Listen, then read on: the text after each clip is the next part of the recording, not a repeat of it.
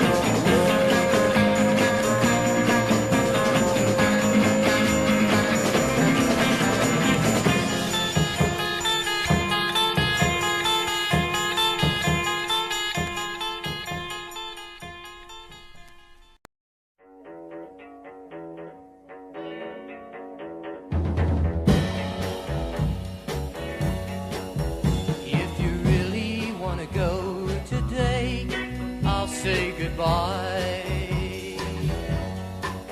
There's no use for me to stay at home alone and cry. I'll go out and have fun. You know you're not the only one.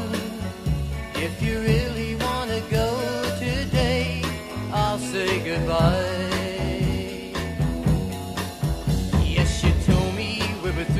It's done, but you lie. 'Cause you know as well as I, you love me deep inside. I don't believe a word you say, and I don't think you'll go away. If you really want to go today, I'll say goodbye.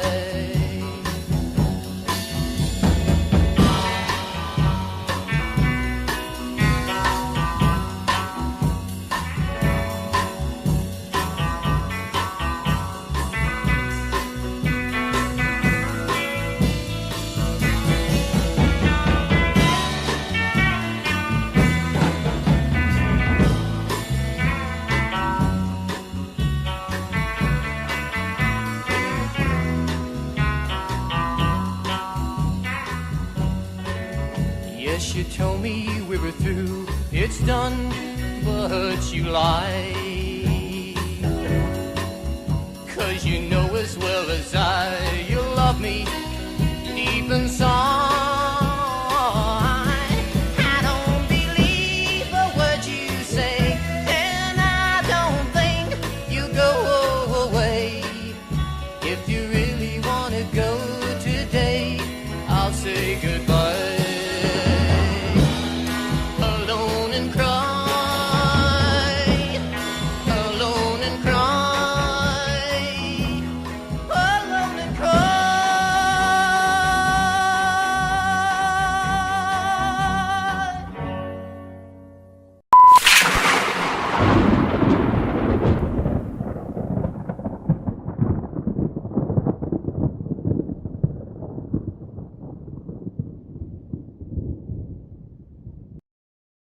Welcome to the Insomnia Stream,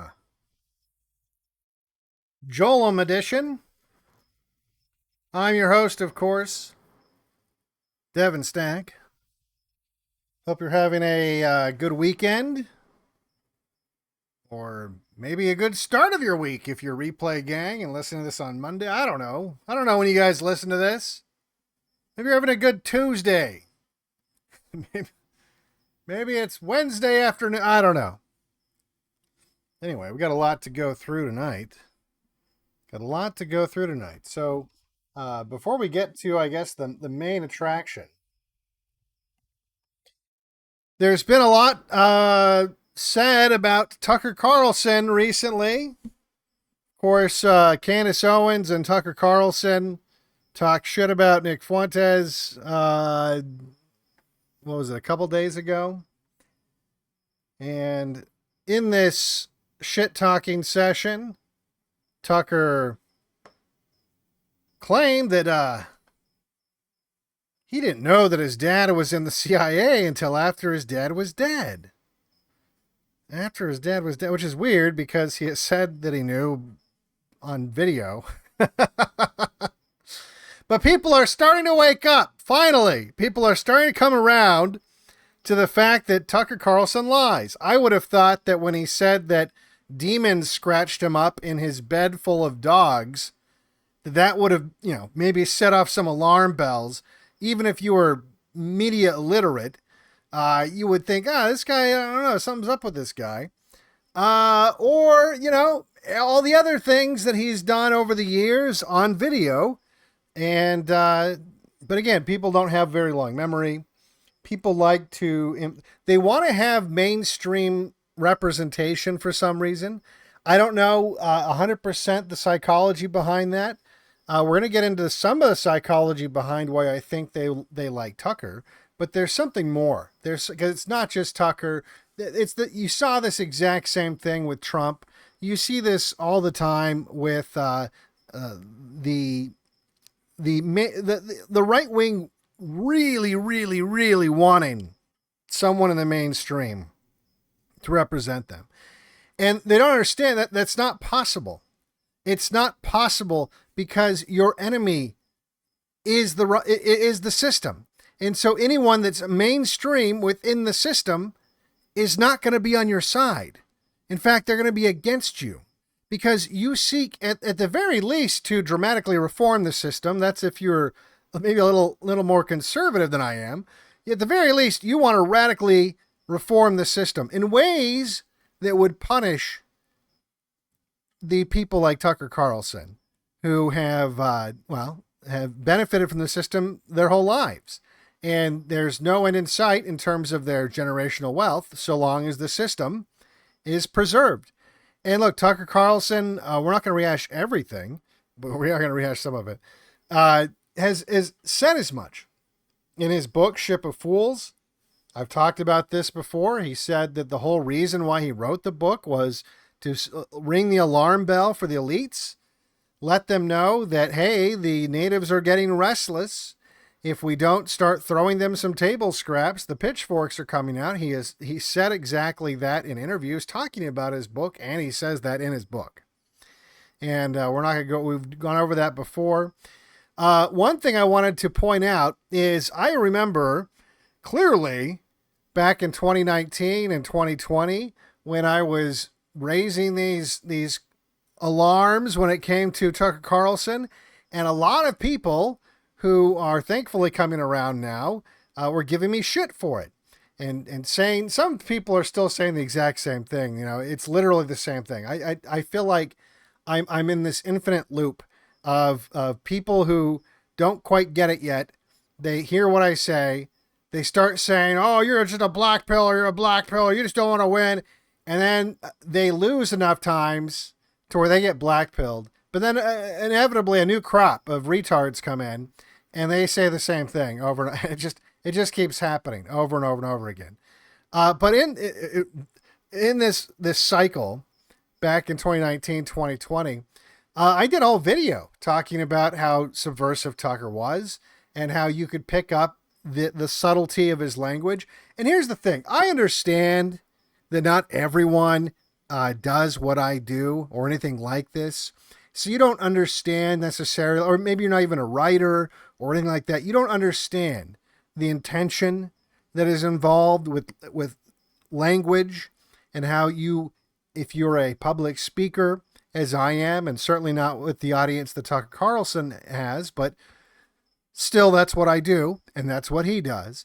And so it's easier, I think, for people like me and other public speakers to see what he does and pick up on these subtleties and understand that when you're doing this kind of a job, you have to be very intentional. You have to be very, very precise with your language because you're trying to convey a certain message.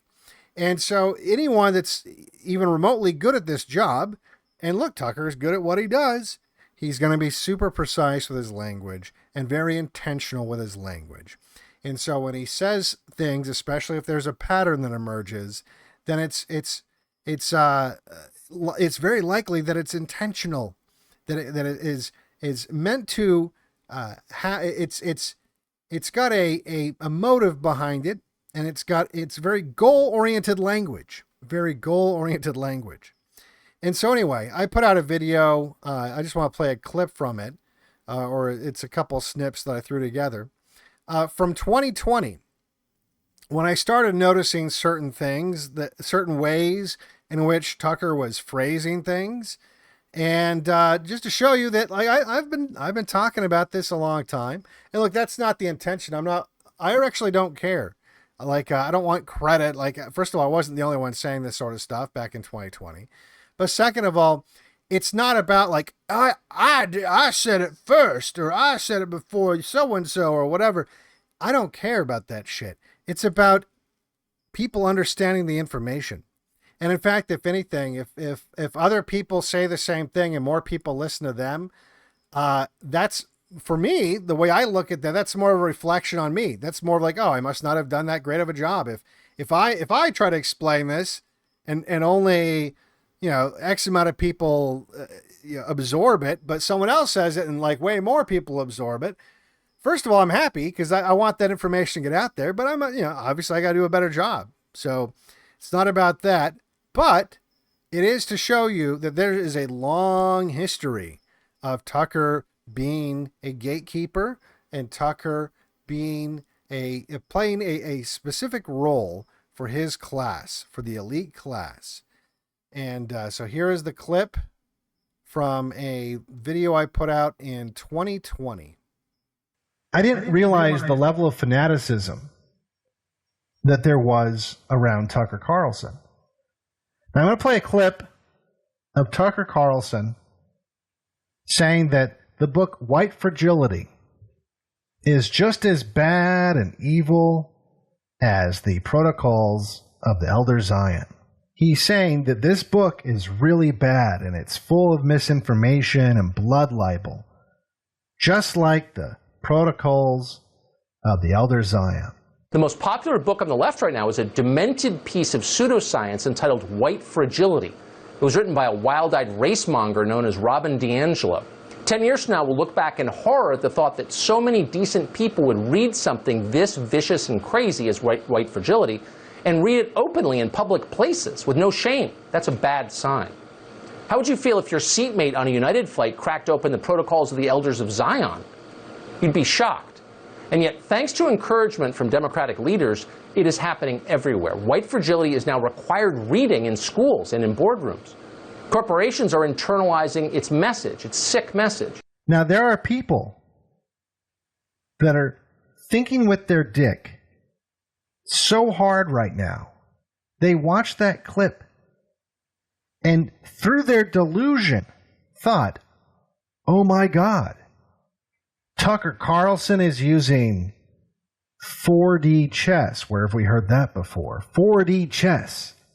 He's telling people about the Protocols of the Elder Zion. Now they're gonna Google it and read it, and they're all gonna be red-pilled on the Jews. So when people watch that clip and they come up with this conspiracy theory that, well, he has to talk like that, he has to say that, that this is 4D chess.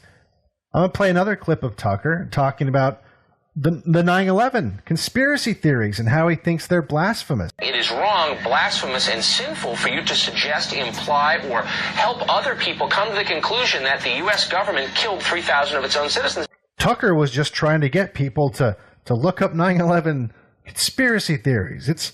He had to frame it like that. He would lose his job. What, you really expect him to tell people to go Google 9/11 conspiracy, go Google dancing Israelis? Yeah, right. No, he has to do 4D chess. He has to have this guy on and say how terrible 9/11 conspiracy theories are, so that you then look them up. But he still gave that guy screen time, and so really he's promoting. No, you can't. It's ridiculous. I've seen a lot of praise of Tucker Carlson, to the extent where I see people pushing him as a presidential candidate for 2024. Based Tucker, we elected this NBC reality TV show host, and hoping that he would fulfill our wildest fantasies. And because that didn't work out, maybe if we elect this Fox News TV host, we'll finally get all of our dreams to come true. So I was talking about this, 5 years ago. The subtlety of his language in the first clip. Obviously, he's saying that, this is the worst thing in the world, just like this anti-Semitic stuff, And you can just tell. Okay, well now I know. Now that's apparently your benchmark for evil. Your benchmark for evil is this anti-Semitic stuff, huh? And then, of course, the 9/11 stuff. He wouldn't even play the clip that the guy asked him to play of Building 7 collapsing, and then claimed, I didn't even see that video until 2014 when Alex Jones showed it to me. It's like, okay, so were you willfully ignorant, or are you just lying like you always lie? Because Tucker Carlson always lies. He lies all the time. And he's a shill for the establishment, and he always has been. And he's admitted as much. And people forget this guy's been around a long time. He's, of course, his backstory is after graduating from Temple University, he went to go apply for the CIA. And they wouldn't take him, even though his dad worked with the CIA. They wouldn't take him, and so instead he went into media, where he was catapulted to the highest levels almost immediately. First working for a Heritage Foundation run nonprofit, working with William F. Buckley Jr., who basically was the Tucker Carlson before Tucker Carlson. He had the same job.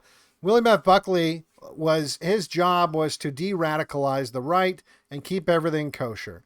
We've played clips from his show in the past and previous streams where he'll have certain people on, like people talking about immigration, talking about anything that would be considered a little too racist, a little too anti-Semitic, and then he dresses them down on national television. He tries to set the tone for what's acceptable within the sandbox of conservatism, while working with for a bunch of fucking Jews, and the Jews that essentially defined what neocons were. And the same thing with Tucker Carlson when he worked with the nonprofits that he first worked with. He was basically standing shoulder to shoulder with the people at PNAC, the people that were effectively writing the think tank theories on why we would need another Pearl Harbor to get us into a war with Iraq. And then, wouldn't you know it, we had 9/11. And then after 9/11, of course, he ran cover for anyone or rather, he demonized anyone that suggested that the official story didn't add up. He did these super cringe fluff pieces like this is when he worked for CNN. This is Tucker on CNN interviewing Britney Spears to promote the war.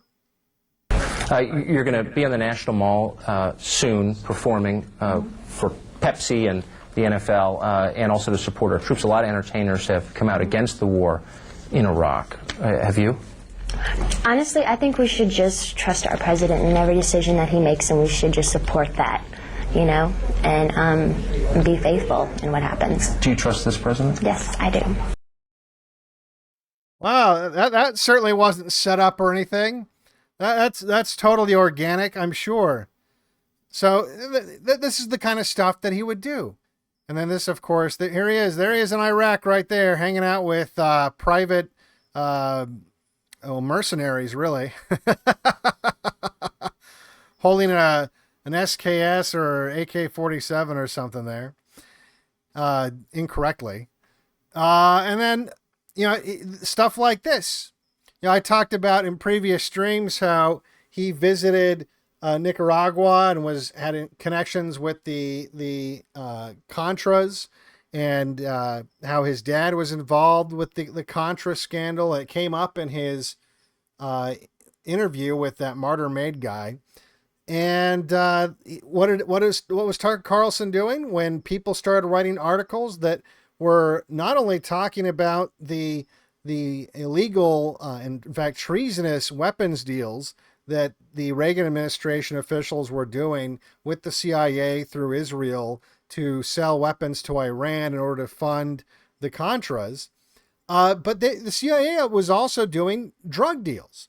The CIA was doing drug deals. There was a journalist by the name of Gary Webb who wrote a series of articles about this, exposing the connection between the CIA and members of the Contras that were big time narcotics dealers, and how the CIA helped smuggle drugs into the United States in order to help fund the war against the Sandinistas. And so Gary Webb wrote this series of articles. And where was Tucker Carlson at the time? Where did he work at the time? Oh, he worked at the Weekly Standard with Bill Kristol. You know, the Weekly Standard, which was quite literally the Trotskyite Jew neocon brain center.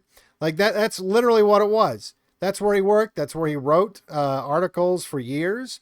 This is from 1996. He wrote this big, long diatribe against Gary Webb, and doing using the exact same tactics that he uses today. And, you know, he basically tried to shift the framing to one of, oh, you guys don't like black people, right? The black people are just being crazy. Look, it's Maxine Waters. Maxine Waters believes this, and she's a stupid nigger. So you can't possibly believe this story because stupid niggers are believing it. And it is. Look, it's a lot of black people are trying to blame the fact that they smoke crack on the CIA. And yeah, obviously that's fucking stupid, but it's actually not stupid in terms of that is who was supplying the crack. That is how the crack and the cocaine was getting into Los Angeles, was the CIA was running drugs for the Contras in order to fund their war. And so anyway, he writes this big, long article, a disgraceful newspaper expose and its fans, and essentially tries to race bait and talks about how it's only a stupid nigger would believe this story, and tries to demonize Gary Webb. You know, Gary Webb, who, he must have been a phony. And I guess that's why he committed suicide a few years later by shooting himself in the head twice. Twice. Yeah, definitely. But I'm sure that's all. It checks out, as people often shoot themselves in the head twice when committing suicide. But anyway. And look, Tucker Carlson, he fully admitted that the people that were on the, well, in fact, on the time slot that he got, Bill O'Reilly. Tucker Carlson took over Bill O'Reilly's time slot on Fox News. And prior to that, here he is talking about, I guess, his book on C-SPAN, where he says that Bill O'Reilly is essentially an elitist playing a character. He's playing a character on Fox News. He's playing the role of a populist, but that he doesn't actually believe anything that he says. He doesn't actually behave the way that this character on TV behaves. And he says, none of us do. None of us do. He says that Bill O'Reilly's like this crazy elitist in private. Look, I believe all that. I think he's being honest here. But guess what? Tucker took over Bill O'Reilly's job and began to play the exact same role. He just got recast. The Bill O'Reilly, every man's man, the populist on Fox News was simply recast. It went from Bill O'Reilly to Tucker Carlson. But here's Tucker Carlson prior to getting that gig. Terrorism in its proper context. Didn't see it as important as it was. Another quote from your book: Bill O'Reilly's success is built on the perception that he really is who he claims to be. If he ever gets caught out of character, it's over. That's right. I say before that, Bill O'Reilly's really talented. He's more talented than I am. He's got a lot more viewers than I do. He's a better communicator than I am. But I think there's kind of a deep phoniness at the center of his shtick. And again, as I say, the shtick is sort of built on this perception that he is the character he plays. He is every man. This kind of he's not right wing. He's a populist. This kind of Irish Catholic populist fighting for you against the powers that be. And that's great as a shtick. But I'm just saying, the moment that it's revealed not to be true, it's over. The moment he gets caught, slapping a flight attendant on the Concorde for not bringing his champagne fast enough, or barking at, one of his subordinates to take the, brown M&Ms out of my bowl and get me a bottle of Evian, or something like that. The second that makes Page Six, it's over, right? Because the whole thing is predicated on the fact that he is who he says he is, and just nobody is that person. Nobody is that person, including Tucker, who at the time was wearing bow ties and quite literally proclaiming that he was an elitist prior to his now current gig, where he sits in a room with like antlers mounted to the wall, and it's supposed to look like the inside of a fishing cabin, and he wears flannel shirts and talks about how he's the populist and he's the everyday guy, and he always has that puzzled look on his face, like, really, what is this? I don't know what you're talking about. And, oh, that's really weird. Please tell me more. And he's playing a character.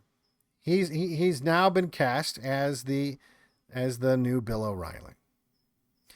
And I, of course, was pointing out back in 2020 the fact that he wore Kabbalah bracelets all the time. And people tried to tell me, oh, no, that's just a bracelet that looks exactly like a Kabbalah bracelet that his daughter made him. And by the way, no source for that. I looked everywhere for an article or anything of him saying that, like, oh, no, that's just a bracelet my daughter made me. And it's just, no, it's obviously a Kabbalah bracelet. Look at Kabbalah bracelets that celebrities wear. It's exactly a Kabbalah bracelet. And he wore it all the time. So, yeah, there's that. Go.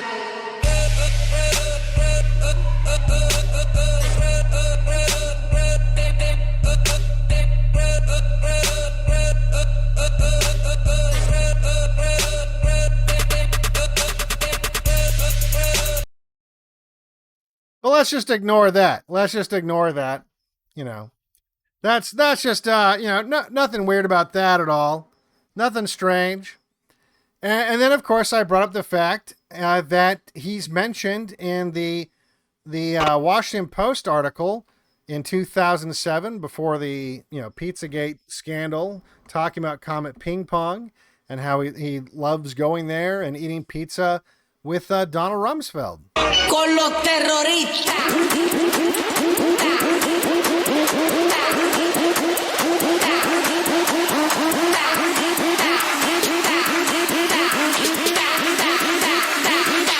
And do the Harlem Shake.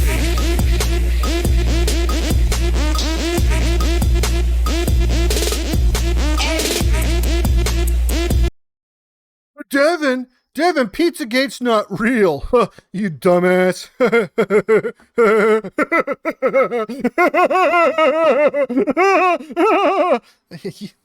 It's amazing. It's basically no different than these libertarians like Styx Hexenhammer that want to sound smart by saying the Satanic Panic was fake.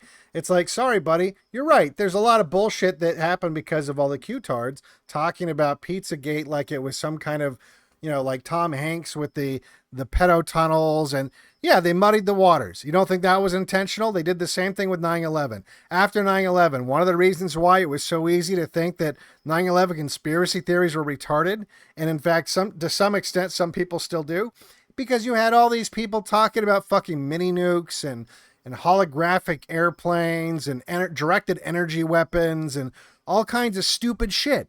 And so, yeah, you hear all this fucking stupid shit and you start thinking, oh, that's low IQ retard stuff. But if you're not an idiot and you actually look into it yourself, as I did, in fact, I was one of the people that were one of the first people talking about this stuff because I was digging in those WikiLeaks emails. And in fact, I did like the first videos really on Pizzagate. And I didn't put anything stupid about Tom Hanks, pedo tunnels, or any of this stupid shit. It was just either in the emails themselves on the actual the footage that I tried to find it. I have it somewhere, but the actual footage from inside Comet Ping Pong, where they had that weird tranny with the voice changer talking about eating pizza, like very.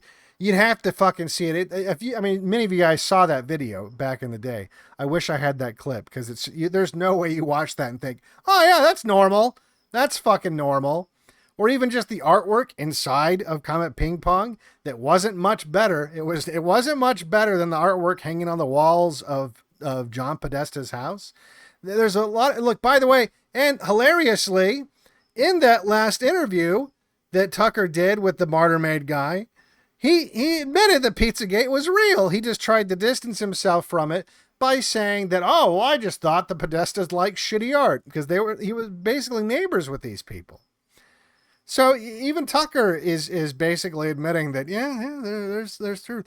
Or I'm sorry, I guess James Elephantis was just like this humble pizza owner that hung out with the Rothschilds.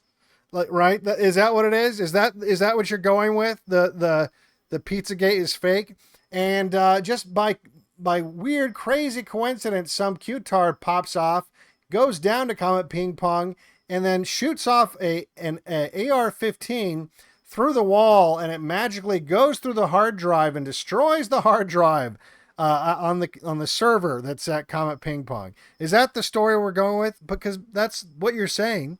But when you're saying that there's nothing to that, that's all just made up, you're basically saying all that stuff. Oh, you didn't know about all that shit because you're a fucking retard? Yeah, that's what I thought. Anyway, so yeah. What's his involvement with it? I don't know. But I'm just saying he has proximity. That's for fucking sure. But again and again and again, this guy is there to basically try to corral right-wing people into the sandbox of what's essentially the neo-neocon. See, this is what people don't understand. It's like with the ads, the white girl Sweeney ads, right? The jeans, where it's people are all excited, like, oh my God, I guess we're winning, right? I guess we're winning because they put some fucking blonde, big-titted shiksa in a fucking jeans ad. Oh, that means we're winning. We're finally winning.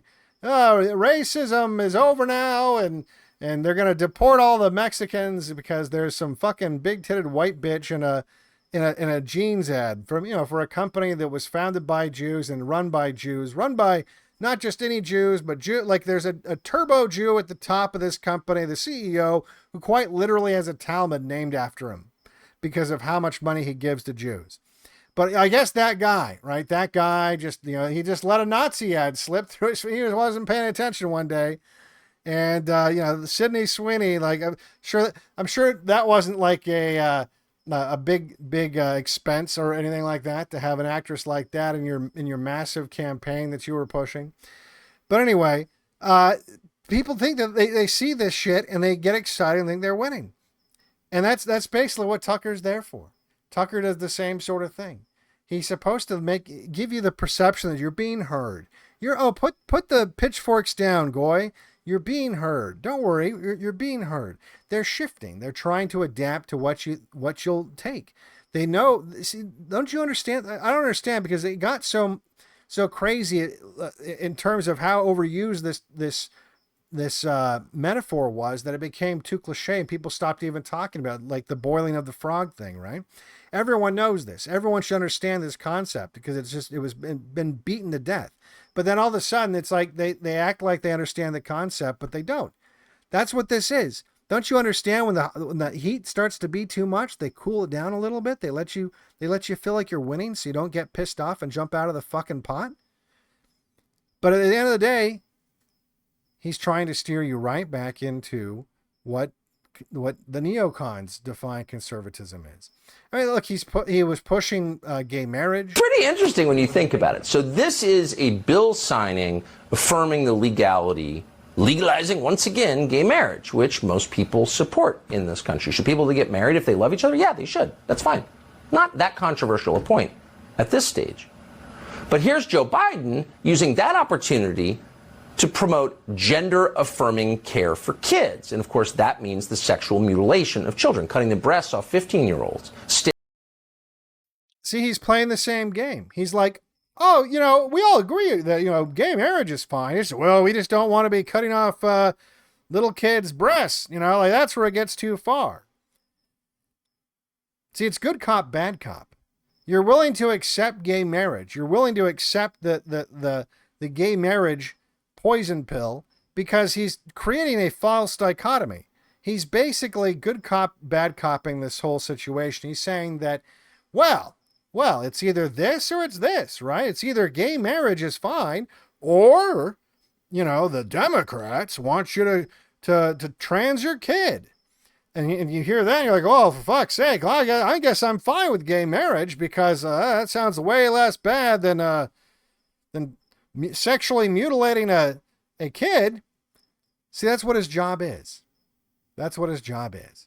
So he's basically established for you that, no, the gay marriage, that argument's done. It's fine. Everyone's okay with that now. It's fine. We just don't want to trans kids. So this is what he's always done. This is what he's always fucking done. But anyway, so this is again the same sort of a thing where when it comes to race, trying to corral the young white people who are the natives that are getting restless. Here he is talking to Tim Pool and Charlie Kirk about how we shouldn't have racial identity as white people. I speak for myself as someone who's 54 and grew up in a totally different country. I don't want to identify as white. I don't even like thinking about that stuff. I like thinking about how people really are. I don't like thinking of them as members of groups. See, we shouldn't have white identity. That's bad. And he says this sort of thing over and over and over again. I will say this, if I can just make one prediction. So the United States is becoming non-white. Everyone's excited about it. Or whether you're not excited about it, it doesn't matter. Whites are going to be in the minority. So what that means soon. So what that means is you're going to get at some point, probably in my lifetime, people standing up and saying, I represent white people. I'm the candidate of the white voter. Right. And I just want to say on the record that I'm going to tell that person to fuck off. So there you go. There you go. Here's Base Tucker, though, right? So anyway, again, there's a lot more. I don't want to go over everything. I just wanted to remind people that have apparently a really short memory and don't seem to understand this trick that he plays over and over and over again on video that people have copies of. And for some reason, the goldfish brain, people desperate for a mainstream daddy, they always forget. This is the Tucker we're talking about. And this is the Tucker that, when talking to Candace Owens, acted like he had no idea. He had no idea that his dad was in the CIA. Native talent. And he's attacking my dad as a CIA, his dad's in the CIA or whatever. And I'm like, well, that's no, untrue. Then my father dies and I learn actually, was involved in that world. I was completely shocked by it. So no one has to believe me, but that's just a fact. Right. Well, we don't believe you, Tucker. Now, this is, Nick tweeted this out, of course. This was him just last week, and his dad died in March of this year. So according to Tucker, he didn't know that his dad was involved in any kind of CIA stuff until after March of this year, right? Well, that's kind of weird. It's a little bit weird because I seem to know this. I don't know how this is from 2023. It's on my Telegram history. You can see I post this exact clip on July 11th of 2023, where I'd watched this interview and I commented on how funny it was that Tucker Carlson pretended not to know that, well, you'll get to see, he does the Tucker thing. He acts very shocked. He's like, you'll see. Fight and resist the American war machine. They don't stand a chance. Like, why are these terrorists even fighting against the American war machine? And my dad said, they're fighting for their way of life. They want their wife, and they want their children, and they want their society and their language, and they don't want pride flags, and they don't want American bullshit, and they don't want to be told what to do. And they're fighting to be a culture and be a people which is independent in and of itself. Like, they're not the bad guys you think they are. They're people who are like, why are you here? What do you want? We don't agree with that. That's against our holy book. Fuck off. Right? So even there's no such thing as good and bad in any war. And people. Who is your father? My father was a chess master. Wait, hold on.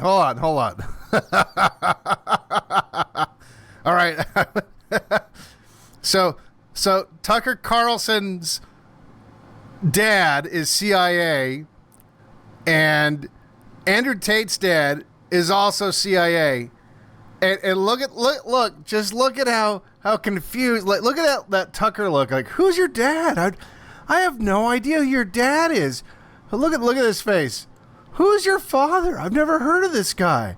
I've never heard of it. I can't believe that we have so much in common. That, you know, who is your dad? He was a linguist for the CIA. Yeah, he worked for the CIA. Wow, that's crazy. My dad too. Who would have thought? Look, whatever, right? I'm just saying. That's bullshit. The idea that, like, Tucker doesn't know that Andrew Tate's dad is also CIA, give me a fucking break. So he's a liar. He's a liar. And we know that he's a liar because here he is once again. You guys remember the Putin interview? King of whom? With the backing of CIA, of course. The organization you wanted to join back in the day, as I understand. We should thank God they didn't let you in. Although, it is a serious organization. I understand. My former vis-a-vis in the sense that I served in the first main directorate, Soviet Union's intelligence service. That's Putin letting him know that he knows that Tucker used to want to be in the CIA, used to. And here's Tucker himself claiming in June of last year that he knew that his dad was in the CIA. And so when I applied to CIA, and I've taken a lot of crap, including from Putin, like, oh, you're from a CIA family. Well, yeah, obviously my father worked in conjunction with CIA. I mean, that's what that is. And I tried to join the CIA, but I'm not being false about it. You are, though. You're lying. So why anyone would still take Tucker Carlson seriously is beyond me. I really don't understand why the Goyim fall for these tricks. I mean, get me wrong, he's pretty good at it. He is pretty good at it. If you're not someone that pays attention, you're not someone that researches these people, if you're not someone who asks, like, who is this guy? You just to you, he's just like an actor in a movie that you're watching. And so you're not actually wondering about Tom Cruise. You're wondering about the character he's playing. That's what you're interested in, right? Well, that's kind of the same thing. I'm sorry to tell you. That's kind of the same thing with Tucker Carlson. All right? Tucker Carlson he's an actor. He's an actor and he's performing. When he does these interviews, he's performing. When he does his TV shows, he's performing. It's all a fucking performance. He's playing a character. It's like when I did the long dissection, I guess, of his interview with Martyr Maid, and I showed all the times that he did his shtick, as he likes to say. He did his shtick. He pretended to be the everyman. He pretended to be the guy who didn't understand. Well, who's Bill Barr and who's this guy? And I don't understand. What are you talking about? He obviously knew. He was asking questions that he knew the answer to, which is fine if you're interviewing someone to do that. But the difference is he acts like he doesn't know the answer to it. He's dishonest with the way he's conducting these interviews because he wants to be relatable to the audience, because he wants the audience to feel comfortable with him and to feel as if that he's not the elitist that he is, that he is just some guy hanging out in his fishing cabin wearing a flannel t-shirt. But that's not him. It's never been him. He comes from fucking super money. We're talking millions and millions, hundreds of millions of dollars. And he's in a class of people that most of you will never even meet. And he's played this role his entire career. He's played this role going all the way back to the Weekly Standard. And there's even more clips than this. We're not going to play them. We're going to go on to the normal part of the show. I just wanted to reiterate that he is a gatekeeper. And there's lots of evidence of this. And if you don't understand that yet, you're not going to make it. You're not going to make it. You're going to get tricked. Now, by coincidence, or not really by coincidence, kind of by design, but by coincidence, one of you guys actually recommended this. I didn't copy and paste who it was, but I did copy and paste this. And proof that I used my notes, by the way. Someone brought up a Outer Limits episode from 1996 that I decided to take a look at. And when I watched it, I realized, wow, it's actually a pretty good metaphor for how Tucker Carlson and people like him and the gatekeepers out there like him, how they operate. And I thought it'd be perfect for tonight's show. So we're going to take a look at this Outer Limits episode. It's called The Deprogrammers. The Deprogrammers. It aired back in, as I said, 1996. It's essentially well, Outer Limits, if you're not familiar with Outer Limits was like the bargain bin Twilight Zone. It was a copy of Twilight Zone that was a little bit lower budget. It aired around the same time that the original Twilight Zone aired back in like, it might have even been the 50s. I think it was like the late 50s, early 60s. And then it came back during the 90s when sci-fi got really big because of X-Files and everything else. They brought it back for a few seasons. I don't remember how many. But this episode in particular is, it's like a Twilight Zone, like a Black Mirror kind of a thing, where they do, like the oh, look at this weird surreal reality where we get to, convey some kind of message. And so without further ado, this is how the episode opens.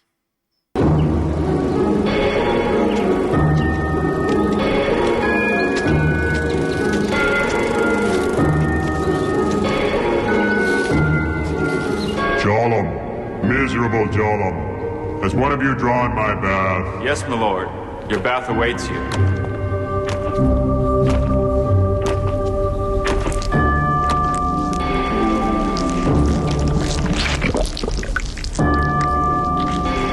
Is it hot enough for you, my lord?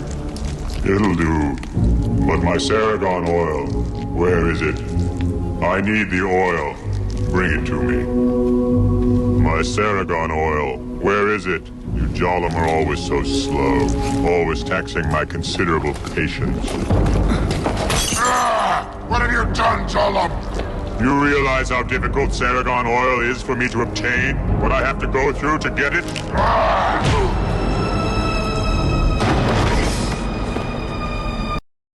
That's right, you dirty Goyim. I mean, Jollem. It's kind of funny when anytime there's like a even if it's unintentional, right? And there's no way to know. Even after watching this, I'll tell you what, the writers were not Jewish, or at least they didn't have Jewish last names. And there's a lot of Jews that were involved with the show and with this episode, but the writers had very very Englishy Christian kind of last names. But who knows? But it is so funny. Anytime Hollywood or anything on TV, they portray Jews using some kind of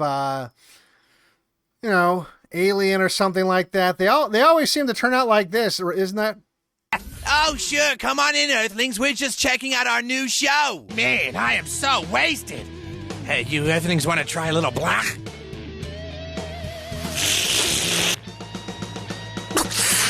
Oh, yeah. Oh, Gluck, yeah. I mean, isn't that always the case that they're always like some kind of weird, disgusting monster?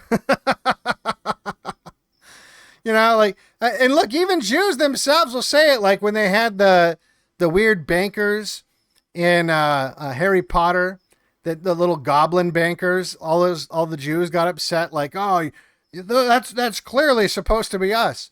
Or in episode 1 of Star Wars, where they had that junk dealer, I forget his name, the guy that flies around and sells Anakin as a slave to Ben Kenobi or whatever the fuck.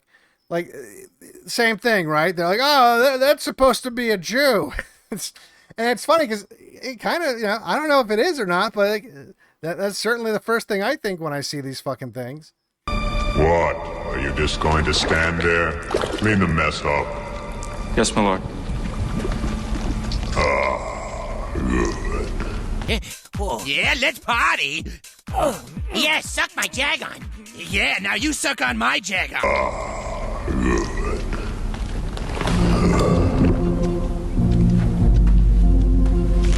When do you leave for rejuvenation training? Today, my lord. Shortly. Not that I care. All of you Jollem are alike to me. Still, I suppose you've been serving me longer than most. I know my happiness rests in my being able to serve you, my lord. Not like some of your fellow human vermin. Do you know a bomb went off outside sector headquarters this morning? Do these insurgent fools really believe they can reclaim this miserable planet? I have no idea, my lord. Megwan is using the activities of these so-called vindicators to undermine my authority here. He's trying to take my command away from me, I know it. One of these days, I shall have to crush Megwan. I'm sure whatever my lord decides to do will be for the best. How long will you be gone? Rejuvenation lasts 3 days and 3 nights, my lord. Oh, I suppose it's necessary. I hope they train you better than that worthless excuse for a Jollem. It would be a shame for you to suffer the same fate. Oh, yeah! Stick your finger in my thresher! So, all right. So this alien race, this disgusting alien race, has taken over the world. And in fact, I don't know if you caught that in the very beginning. It looks like he's in the White House. I don't know. I think that's like a White House set. So here he is. He's taken over planet Earth, and he's ordering around all the Goyim. I mean the Jollem, and just being kind of a disgusting creep. And the Jollem are just mindless slaves at this point. So they have some kind of power, some kind of mind control power over the Jollem. So the Jollem has to go to rejuvenation something or other, whatever the fuck that's supposed to mean. Doesn't really matter. And he gets on the bus. And the other thing that's striking about this, because it's from 1996, is everyone in this is white. I think there's like one, maybe black guy. It's hard to tell. Like, it looks like there might be a token black guy in the back of the bus there. But they're making him sit in the back of the bus, right? But that's the other thing that's really, really bizarre, is how much that's noticeable now. I wouldn't have noticed this if I'd watched this in 1996. I wouldn't have noticed at all. I would have just thought, oh, it's it's just people. I wouldn't have thought that, like, wow, this seems like really white. Like, everyone in this is super fucking white. It's crazy how many white people are in this. But anyway, so he's on the bus to go get rejuvenation treatment or whatever that's supposed to be. But then something happens. Lights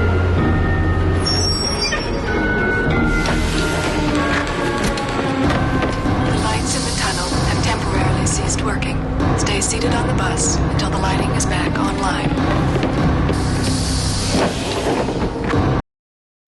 Oh, he's been swapped out. Someone went in there and injected him with some kind of crazy shit, and then swapped him out with some other Jollem. Next, you see him sitting on the couch, unable to move, because he's been injected by whatever this mystery space juice is. Maybe it was the COVID vaccine. And Data from Star Trek. Speaking of Jews, Data from Star Trek is there, and he's acting all fucking crazy. It's time to snap out of that deep Walking Dead sleep you've been in.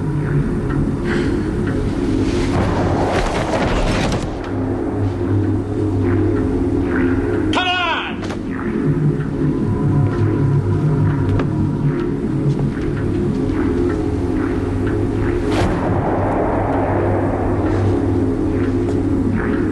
Stand up!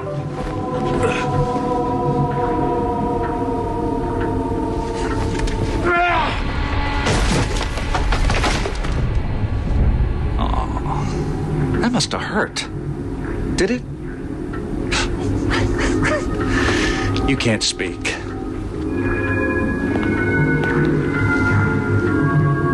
Then just nod. Did it hurt? Did it?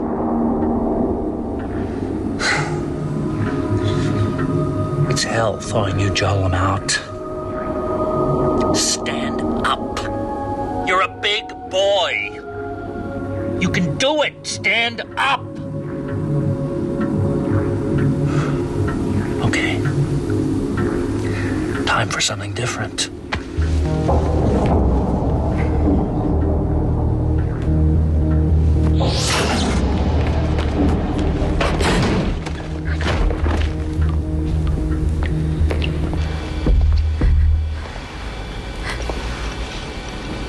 We're going to play a little game here.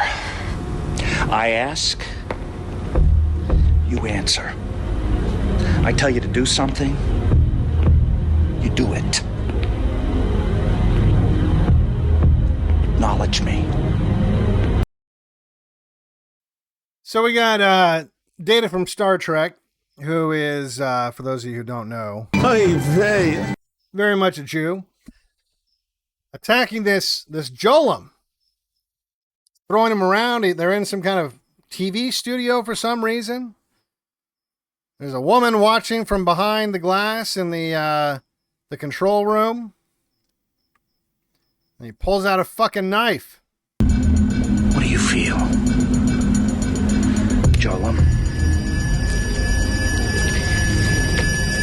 You feel that? I know you do. The Torcor didn't perform surgery on you. They didn't cut the wiring. They just screwed with your head. It conditioned you to ignore pain, to pretend it wasn't there. That's right. The Jews, the Torcor, they brainwashed you to not be as sensitive to the pain. Took years of desensitizing media. The Torcor mind things. With the Torcor.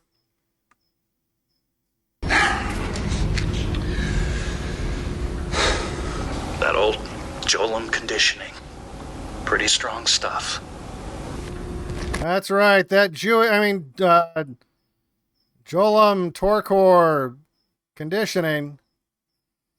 So Data's really fucking pissed off. He's trying to break the Torcor conditioning that this Jollem has. Answer me! Do something to show me you're alive! Come on! What do I have to do? Break a couple of ribs?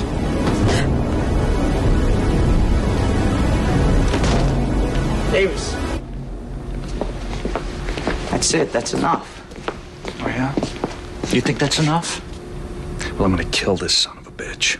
Look, why don't you cool off? Let me talk to him. Go ahead. Be my guest. But you're wasting your time.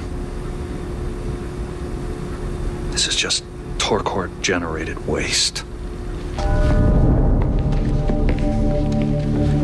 Man, that was intense. I had no idea it was going to be like this. I've never been through one of these before. I guess you haven't either. You're going to be all right. Let's just take you over here and lay you down. Come on, lie down. Catch your breath. There you go. That's much better, isn't it? Yeah, you're gonna be all right.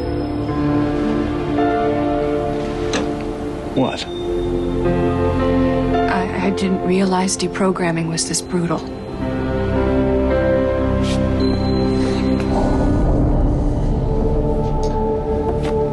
I remember watching westerns when I was a kid. The cowboys would go on a cattle drive.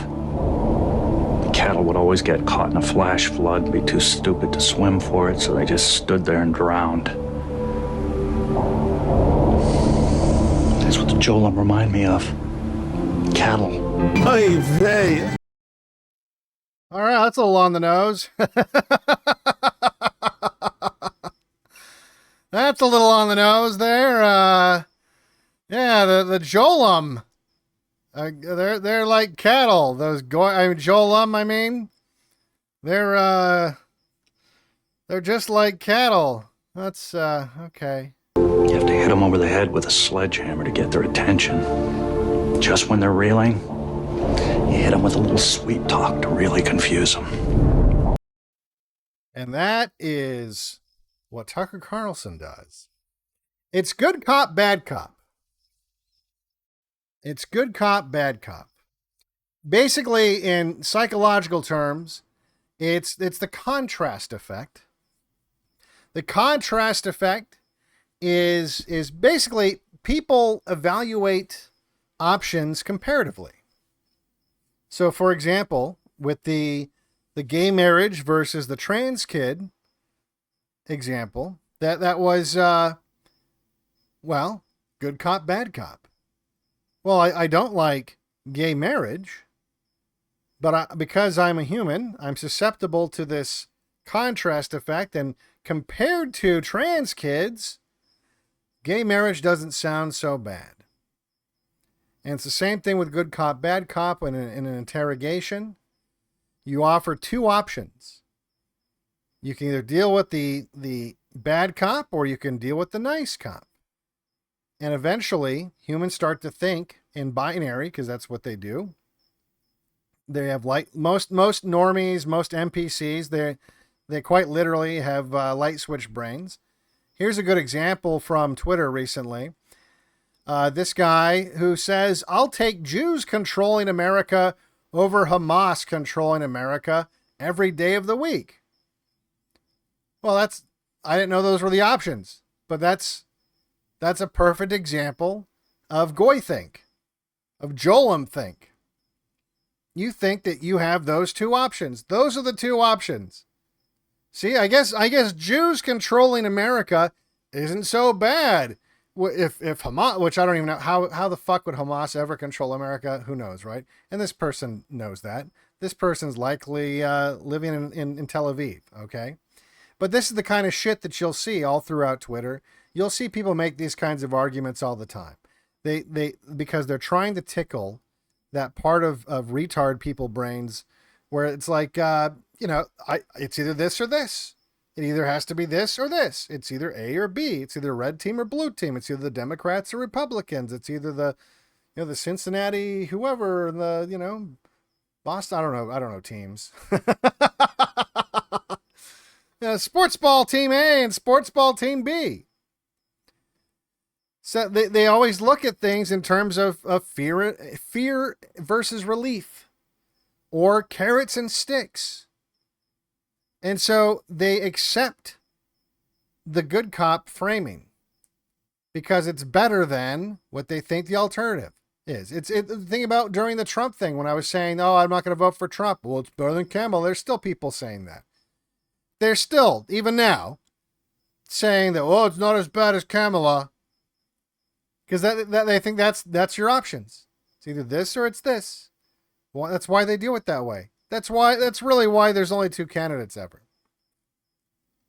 The other thing that this affects when you have good cop, bad cop specifically, when you have someone that's being abusive and then either they switch personalities, we're going to take a look at an example of that here in a second, or it's two separate entities like a good cop and a bad cop. You start to overappreciate the contrast, the better contrast, right? You start to feel gratitude towards the thing that's not as bad, even though it's still bad. Like in the fact, or in the example of the gay marriage thing, right? You'll see people who will embrace faggots as long as they vote Republican and think, oh, they're one of the good ones or whatever.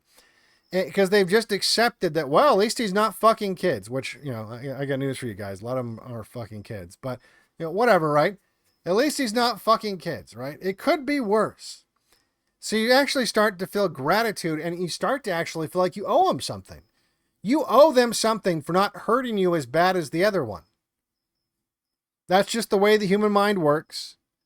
You actually feel like that they deserve something for not being as awful as the other person. It's stress versus relief. High emotional tension followed by sudden relief. Trauma bonding.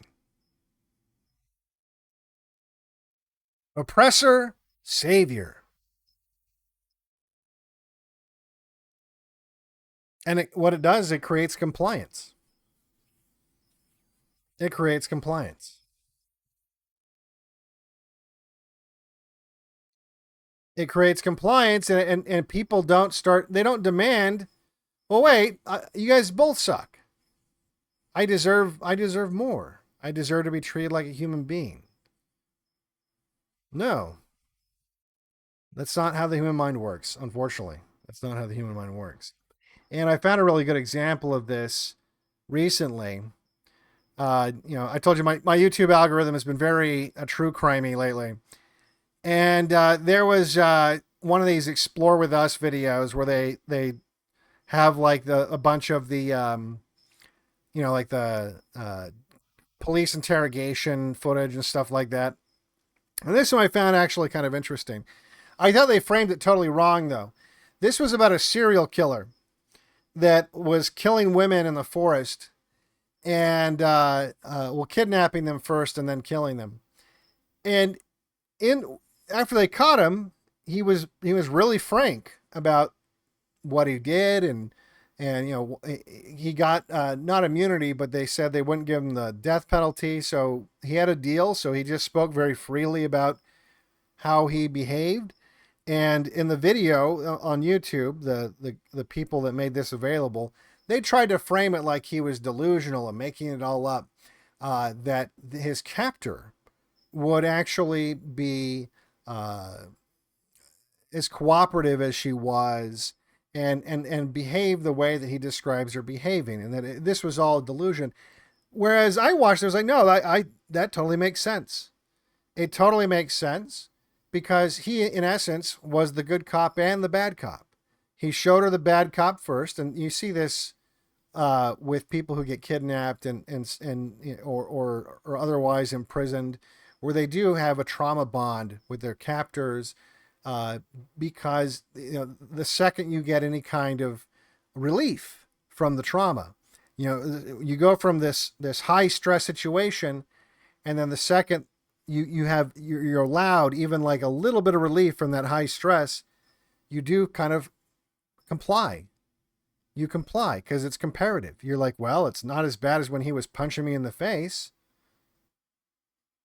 So I wanted to play a little clip of him describing how he would encounter this. He encountered this woman in the forest. It's another good example of why women will always, you're never going to be that woman in the action movie that can do karate chops and beat up, 250-pound muscled guys as a 90-pound woman. In this real life example, he's an old guy. He's like in his late 60s. I think he has MS or something. Like he has some kind of like debilitating disease. She was with her. She had her dog with her. And she was a black belt in karate. And while he admits that she gave him a hard time, he still overpowered her. Not easily, but he overpowered her. But here he is describing the situation where he abducts a young woman in her 20s who's a black belt in karate, even though he's like an old homeless guy. Okay, and by demand, what do you say? What did your credit cards? Okay, and when you did that, and when you said that, did you produce the baton, or no. what did you produce? A knife, bayonet. The bayonet is probably still up there. I lost control of both. She fought. And as I read in the paper, she's a martial artist. I read in the paper she practiced martial arts. Okay. And she fought. And she grabbed the knife. Okay. I lost control of the knife. Okay. And she grabbed the knife blade and very slightly cut her hand on the webbing between her thumb and forefinger. I was not aware of that till later on. And I said, "Where'd you get that cut at?" She said, "When I grabbed the knife." Okay. But she grabbed the knife, he fought. Okay. And then I produced the baton. Okay. She fought that, and I lost control of the baton. And I'm good too with this girl.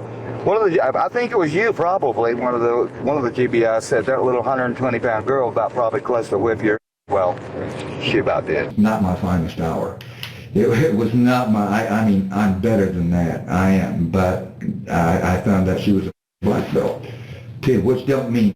Again, they're styling these black belts. They're styling. They're not fighters. They're learning to do some little. But on the other hand, doing that kind of thing does increase your coordination, your hand-eye, etc., and it gets you more used to hand-to-hand combat as opposed to an untrained person. Even though they're not really fighters, and she didn't do no. It's just that she was real quick with her hands and had no hesitation about grabbing weapons and everything.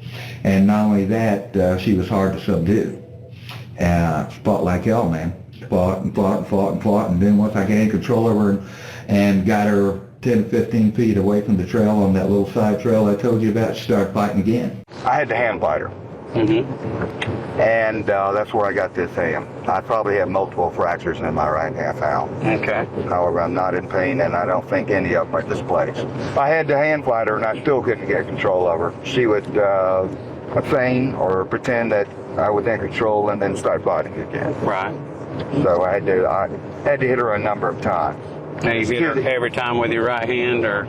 Yeah. Okay. These are straight in punches. In the face, or? Yeah, or the head. Okay. As to what extent she was injured, her two eyes were somewhat blackened. She may or may not have a fractured nose. I checked with her a number of times, and she was not in any pain other than, afterwards, she was not in any pain other than a headache. I offered her and gave her aspirin. So there was the bad cop, obviously was him attacking her and beating her up. But then after he finally subdues her, he gives her aspirin. He immediately, and he's thought about this, how to psychologically control these people, he immediately transitions into good cop.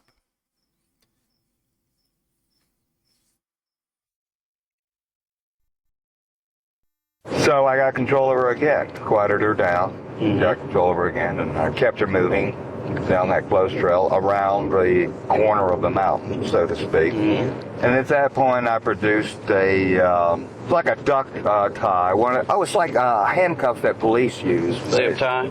Zip tie, yeah. Okay. Except these were just commercial zip ties, 18-inch zip ties. You remember what color they were? Yeah, black. They're not there anymore. You'll probably find them in the dumpster, I believe, probably. Yeah. Did you have a rubber band around them? Yeah. Okay, we did find one up there. I don't know. Oh, you did? So I zip tied her to a tree, and I knew that I had to go and clean the crime scene. So in this instance, if all she had done was scream and yell, she probably would be alive today. But she was defeated. She was defeated, and she was in compliance mode. And so in this situation, after he beat her up, he zip tied her to a tree a little further down the trail, and then he went back to go retrieve the items from the crime scene. And apparently some other hikers had found it. And but that's how, I mean, the trail had people there. There were enough people around to where if she had started screaming, these people that had found these, the knife and the baton laying around on the trail, if she had just started yelling, they would have heard her, and things probably would have been different. But instead, she was in compliance mode. Told her to be quiet and stay.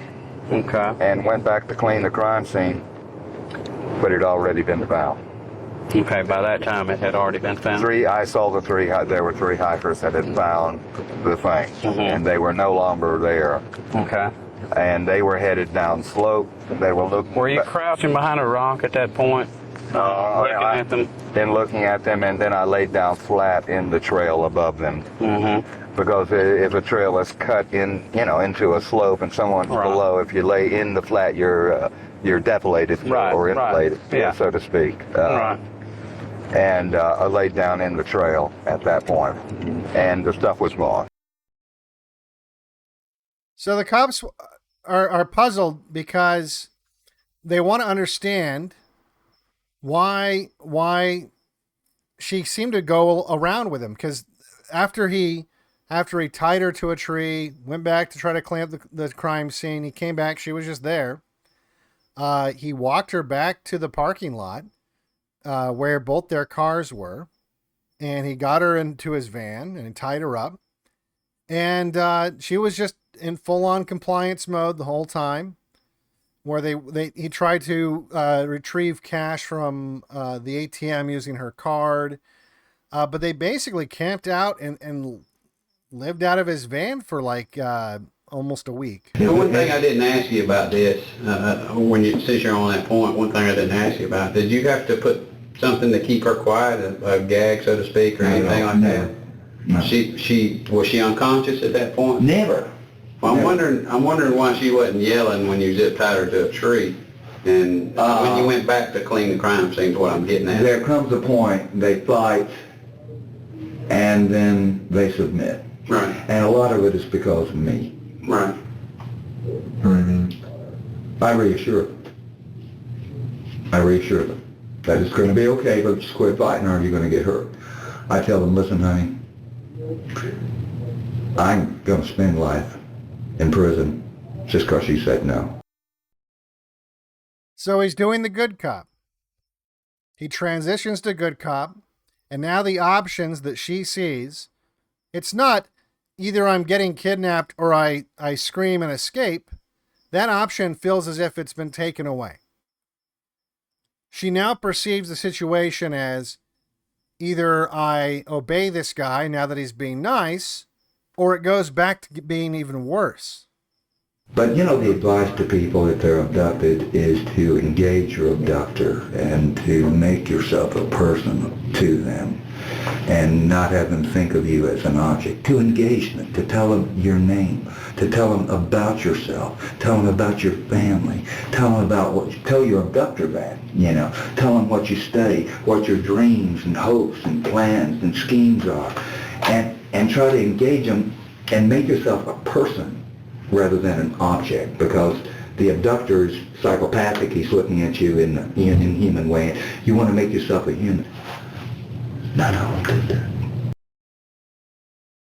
So he says that basically none of them behaved the way that he thought that they would. And in fact, he says how he flipped the script on him. He thinks that, if you're being abused, you should try to relate to the person, get them to understand you, see you as a person instead of an object. And he's like, none of them do that. They just submit. And the reason why they submit is I do that. I play that role. I become the good cop. I start talking to them. I start acting interested in their life and ask them, where do they work and what their favorite color is and shit like that.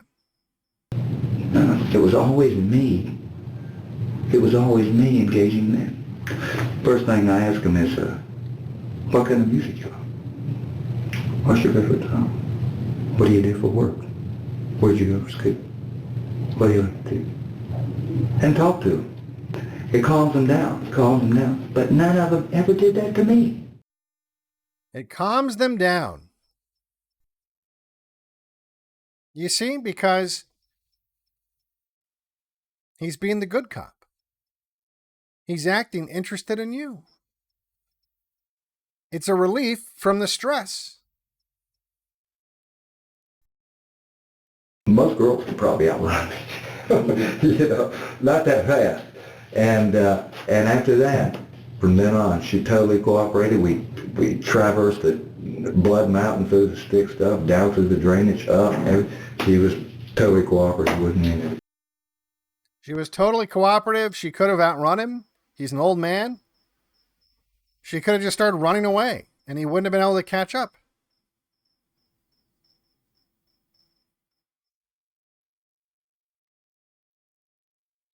And then he starts talking about how she seemed to actually actually enjoy herself towards the end.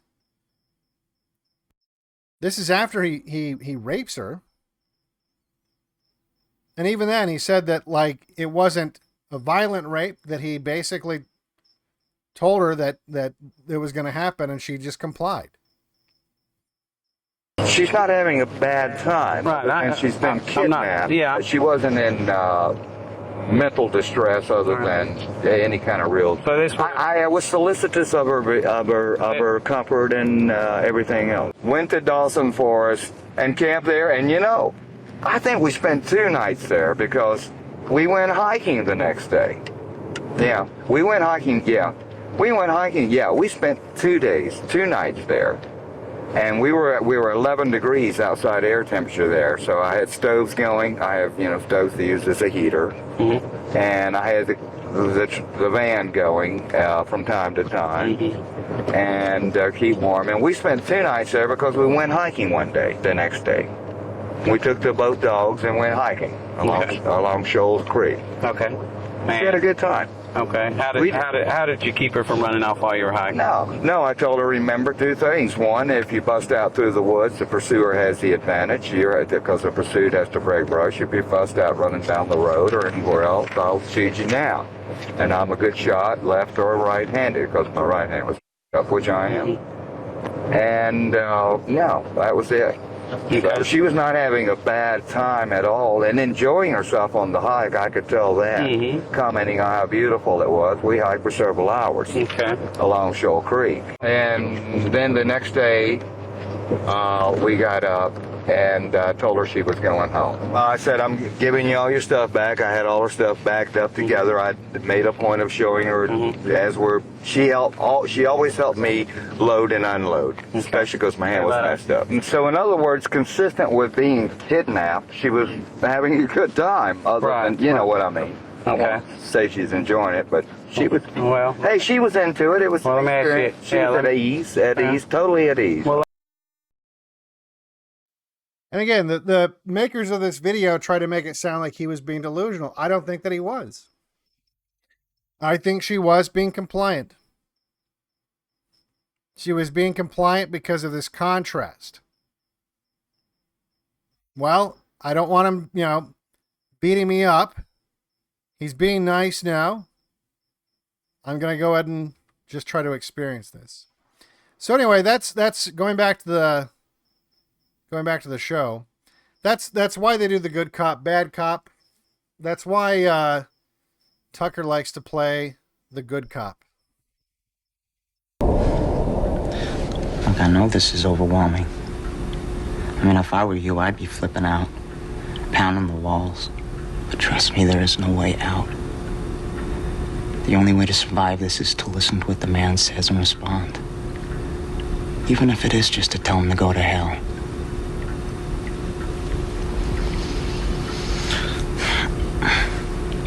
Look, try not to worry, okay? You're gonna get through this, I know it.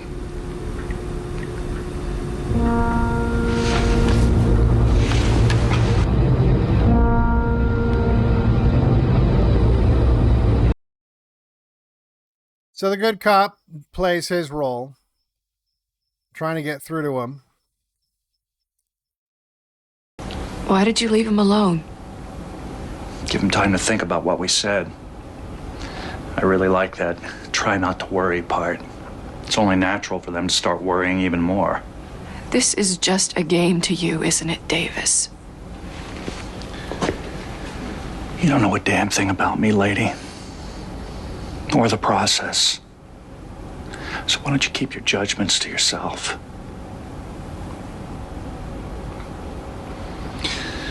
Now, what's really going to start eating at him is what I said about his precious master. The idea of doing something against its wishes is enough to scare the ever-loving piss out of him. Pretty soon he'll get the urge to escape, run back to his master and beg for forgiveness.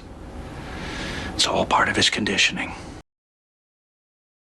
And that's something you see all the time too. When you start to get people, you actually start to pry them away from some of these people that they're conditioned to serve, like Trump as an example, where they actually do start to feel uncomfortable with the fact that you're talking, like if you start to create doubts in their minds, if you start to crack the veneer, the carefully crafted image of Trump that they have in their mind, they do start to panic a little bit.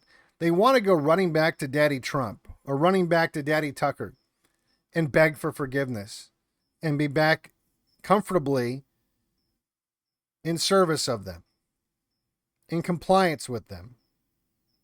And that's really the trouble that you have when trying to convince people that these larger-than-life personalities that they've fallen in love with have done something wrong or misleading them or manipulating them. And you see the same thing with, I'm sure everyone's had that friend, right, that had that manipulative girlfriend. And it's easy for you and all the other friends to see the relationship is fucking poison. Or the other way around, right? If you're a woman, I'm sure you've seen your friend that has like the manipulative boyfriend. And all of your friends, you try to explain to her, like, hey, this guy's a psycho. You know, you need to get away from him. And you might get through to him a little bit. You might get through to it, like when you're alone, you isolate them from the bad person that they're dating. You're like, dude, she's a whore. You can't be around this woman anymore. She's no good. She's poison. She tried to fuck me last Friday. You know, you explain that she's just no good. And you see like a little glimmer in their eye, like the conditioning is starting to break, and they're like, yeah, you're right. Fuck that bitch. But then what happens? What happens? They fold like a wet paper bag. They go crawling back to her, begging for forgiveness, forever doubting her. I mean, not all of them, but you know what I mean. We've all seen this. We've all seen this. Where, oh, I'm sorry, and then they turn on you. Then you're the bad guy. You're the bad guy because you're the one. You're just trying to get in between my happiness. You know, you're just jealous. You're jealous because you don't have what I have. And look, this is all the same exact kind of language you hear from these people that you try to blackpill. This is everything you hear. The same. It's literally all. Humans are not that complicated. They're just not. They're not that complicated. They're very predictable. And so you just see these patterns over and over and over again. You try to explain to them, no, this isn't good, and they, oh, maybe you're right, maybe you're right. But then the second Trump says anything, right, like. You start to convince them that no, Trump's obviously covering up for covering up the Epstein shit. Trump's obviously a Jew slave. Trump's, and there's, you're seeing the gears are slowly turning. They're starting to figure it out. They're starting to go, yeah, he is kind of a fucking Zio faggot, like there aren't any mass deportations. And then all Trump has to do, right? All he has to do is tweet something based or say something about the white South Africans or, whatever, right? And then what do? They all go crawling back. They all go rushing into to forgive him for everything else because he finally said something good. And it's that's just how people are. Not everyone, but that's how most people are. So this guy is trying to, I guess in this scenario, you'd say they just had the talk with him about how his master is no good and he needs to get away from his master because his master's trying to harm him and he's thinking about it, right? This is like the silent, after you tell your friend that his woman is evil, he goes and sits quietly in the corner and sips a beer by himself. That's what he's doing over here. And they start watching him on the monitors in the control room.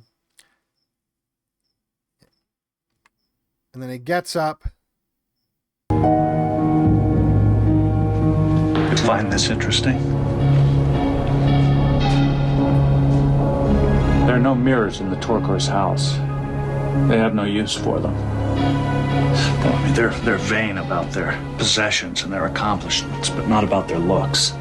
You ever gotten a good look at one of those guys?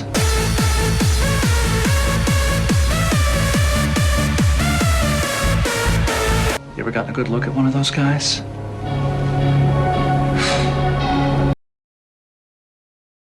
Oh yeah, those Torkors. I mean, no, that's what it was. Torkors. Yeah, they're not much. They're really vain about their possessions and their wealth and everything else, but really don't care what they look like. Because how could they, right? Oof. You ever seen one of those? Rise and shine!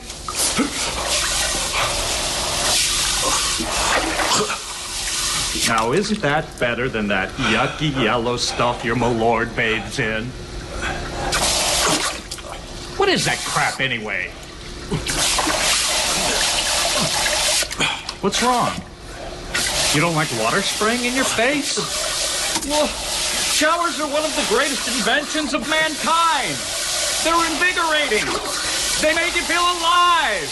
Huh?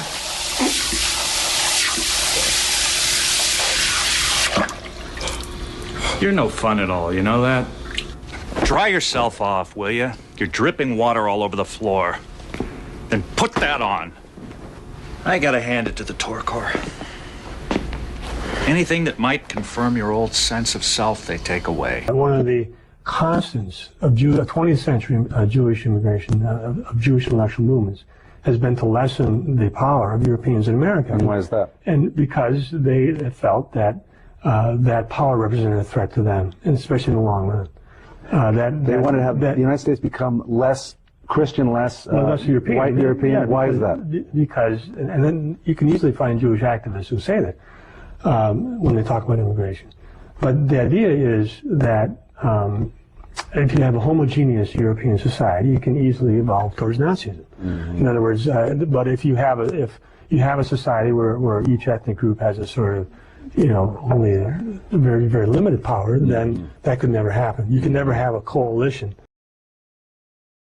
That's right. They don't want you to have that identity. They don't want you to have that identity. Like someone else I can think of. Who else was it that was saying that white shouldn't have an identity? I don't remember. Who was that exactly that was saying that? Was it, I forget. Was that Tucker Carlson saying that? Just make one prediction. So the United States is becoming non-white. Everyone's excited about it.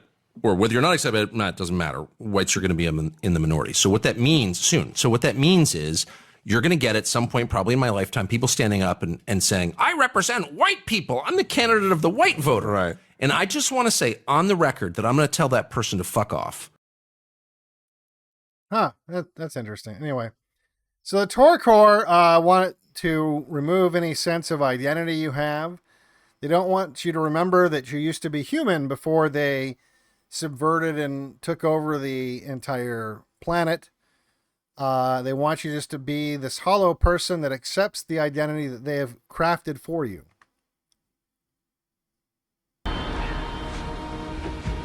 You love your master, don't you? You'd do anything for him. What is it exactly that you love about him? It can't be his looks. What is it that binds you to him? What is it that makes you want to serve him without question? Could it be his voice? Humanity is a thing of the past. I gotta admit, not even a distant he has a wonderful voice. All of the Torkor do. Not even an option. You love the sound of his voice. Humanity is a thing, Jollem. The sound of your master's voice. Listen to him. Listen to him now. Listen to what the master really sounds like.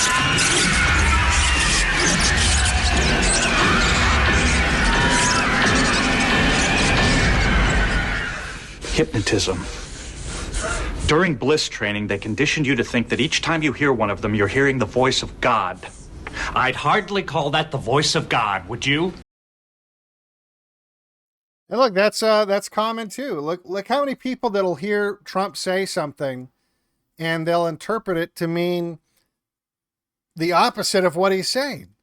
They'll fit it to be whatever it is they want to hear. In the case that example I used in the very beginning, the clip from my video from 2020, where the reason I played that clip in 2020 was that Tucker Carlson used the example of the protocols of the elders of Zion as the example of like the worst thing possible. He was comparing white fragility to the protocols of the elders of Zion. And he was using that contrast as to basically say, look how bad it's just as bad as this other thing that is full of blood libel and lies. And I swear to God, and for those of you who don't remember, back in 2020, the reason that clip existed, the reason I played that clip during my video, was I was responding to white nationalists who are celebrating the fact that Tucker Carlson brought up the protocols of the elders of Zion on his show. They heard what they wanted to hear. They legitimately thought that he was trying to red pill the normies on the protocols of the elders of Zion. When clearly he was saying, this is the worst thing in the world. There was no 4D chess. There was no secret message to the normies. Hey, go home and Google it. Just like in that clip that I played of him with the 9/11 skeptic, where he clearly wasn't giving this guy airtime so that people would start to question the 9/11 narrative. But he was saying, this guy is evil. It's blasphemy. Don't be this guy.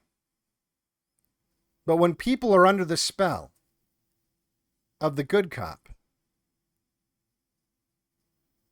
they hear what they want to hear. They interpret things completely differently. In fact, there was that clip that everyone's seen by now prior to the election, where Trump was saying, well, maybe I'll release the Epstein files. Maybe not. There's a lot of phony stuff in there. And I played that clip for people and said, look, he's not going to release the Epstein files, because why would he say it like that? There's no fucking possible. You got to look at the cost benefit. What's the cost of just saying you're going to release them? Right? If it's not a big deal, the cost is basically zero. The cost is the same cost of saying that you're going to release the JFK files or the MLK files or whatever. This for some reason seems to stand out.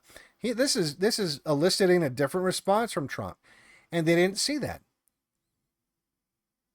They'd say, no, he said that he's going to do it. There might be some fake stuff or whatever, but he says he's probably going to do it. Because they heard what they wanted to hear.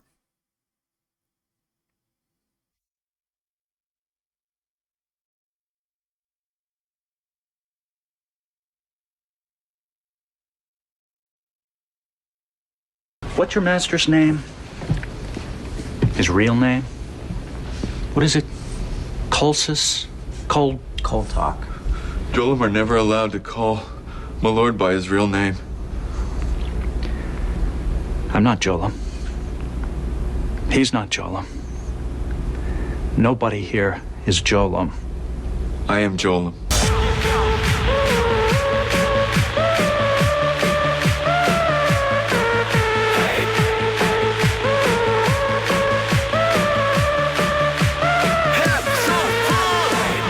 I am Jollem. I am Jollem. I'm not allowed to question the plan. I just have to trust the plan. The plan is not for Jollems to know. We Jollem we're not privileged enough to know the plan. We must trust the plan. I know you don't remember, but there was life before the Torkor. The reports are coming in fast and furious now. What started with a ship landing on the mall in Washington, D.C. only a week ago? The invasion happened less than 2 years ago by our calendar, the human calendar. They came and damn near wiped out a civilization that lasted for over 2,000 years. A civilization of people. Human beings. Like you. The Torkor, as they are calling themselves, Me. are showing no mercy. That's funny. They It wasn't a start playing perfect world by footage of any white means, people. but it was our world. The joy we were able to feel was our joy. The pain we suffered was our pain. This is what life was like before the Torkor.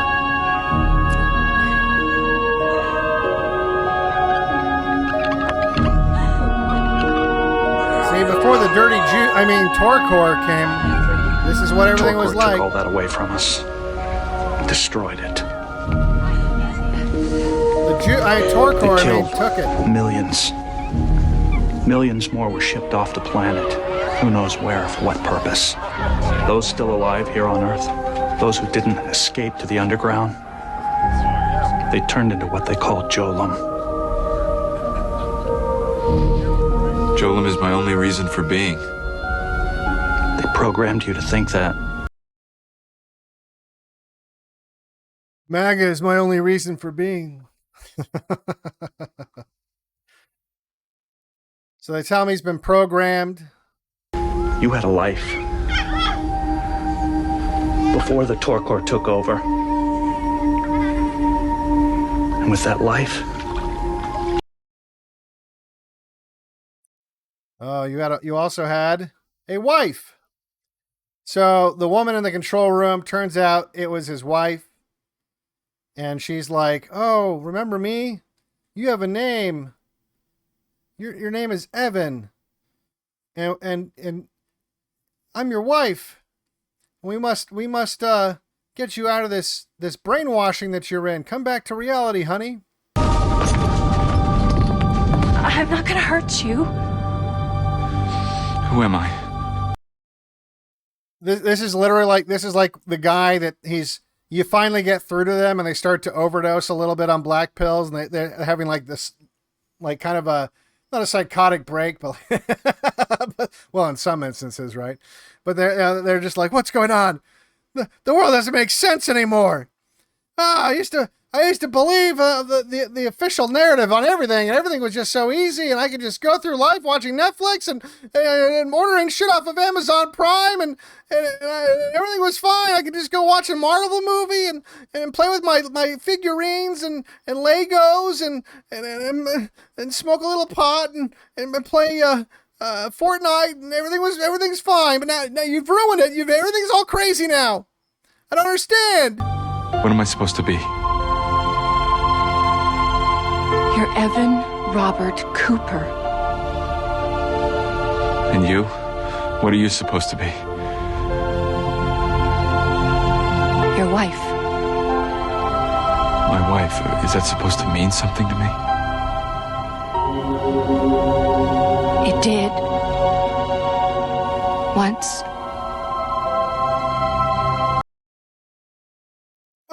I don't know. This is too much for me right now. So she takes him to eat solid food because I guess the Jews are making him eat the bugs. I mean, the Torkor making him eat 3D printed meat or I don't know, whatever. And so he starts to eat normal food, but he keeps having like these freak outs where he has like nightmares about the Torkor. And he's like, I don't know what to believe anymore. But then he slowly starts to come around. What's happening to me? You're becoming human again. You've taken the What's black that pill. mean? Becoming human. You're starting to feel things again. I don't understand. I see all these pictures.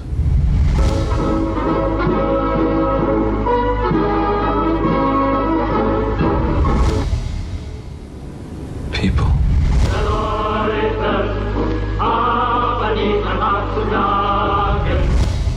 That's good. That means your memory is coming back. Why can't you just leave me alone? Because the Torquor delighted in turning our best and brightest into slaves. And you were a terrific soldier, Evan. And we need you. We? Anti-Semites. Racists. Racists. Nazis. White supremacists. Whatever you want to call us. So he's starting to finally come around. He's starting to finally snap out of it and like, oh, you're right. You were right about the Torquor. You were totally right about the Torquor. What do they take from us? We have to go back. We have to go back. Fucking Torquor. And she's like, I got good news for you. I'm going to take you somewhere where you can see what life used to be like before the Torquor.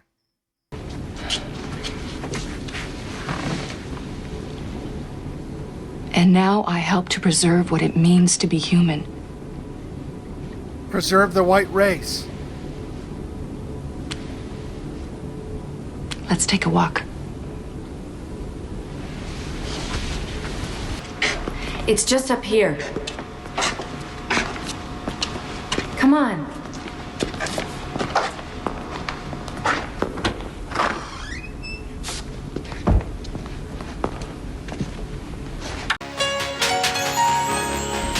We call this the museum room.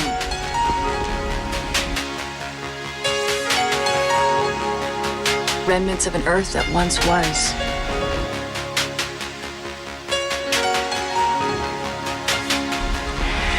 For us, this is a place of memories that we can't allow ourselves to forget.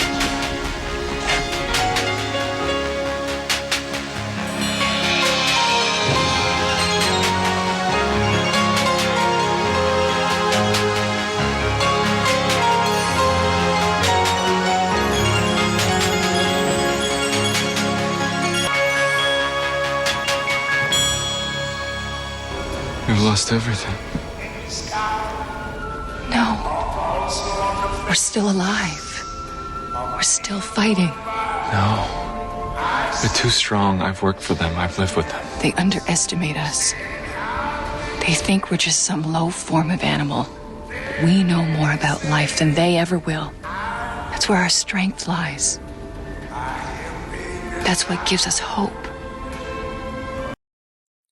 So she explains, you know, you've taken the black pill. You've broken the conditioning. You know what the Torquor, what they've taken from us. And now, you know, it's time to get out of that initial gut punch that you feel. Your whole world's been turned upside down. All these ideas you had about what the world was like and what it would mean for the future and for the future of your children. I know that's all been kind of thrown into a little bit of chaos, but you're finally, you know, it's starting to settle down in your mind a little bit. You're starting to accept it. And now it's time to realize that's not the end of the world. You're not just going to lay on the floor in the fetal position and cry about it. You're going to realize we're still fucking badass white people and we're going to survive this. We're going to kick those Torquors the fuck out. And he's like, fuck yeah, baby. I think I just remembered how to fuck. And so they do. Jill?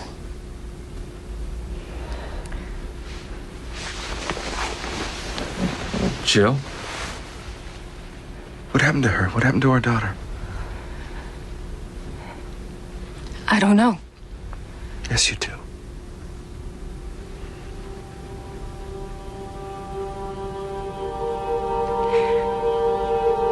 They killed her. Who? The Torquor? They killed all the children, Evan. They didn't have any use for them. Turned them all trans. And guess who ordered it done? Your Torkor. beloved master, Koltok.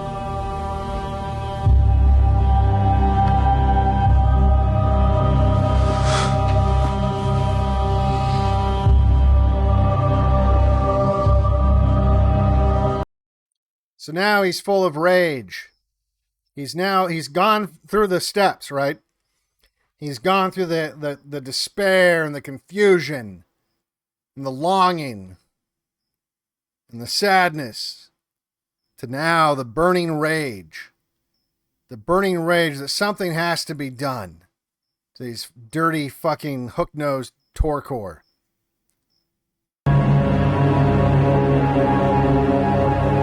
You want to kill Kaltok, don't you? Yes. Are you sure? Yes. For what he did to your daughter? Yes. Good. Because we want you to kill him, too. We've made several assassination attempts on Koltok, and all of them have failed. It's hard to get close to any of the Torkor leaders. They're so damn security conscious. Especially Koltok. He's so paranoid about that rival of his, Megwan. I just can't walk into my lord's house anymore. Who? Koltok.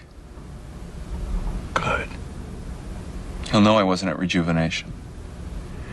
Yeah, well, that's where I lied. Someone's filling in for you there. Luckily, the Torkor don't keep picture IDs of slaves, so it wasn't hard to make the trade-off. We'll switch you back after rejuvenation concludes. I won't be able to sneak a weapon in there, let alone get close enough to use it on him. Ah. Well, that's where this comes in. Just listen to them. I'll be waiting for you here when you get back. And then we can be together. So they hatch a plan where he's going to bring the Jew. The Torkor, it's magic oil or whatever the fuck it is. And all he has to do is assassinate the evil Torkor with the whatever that stuff is.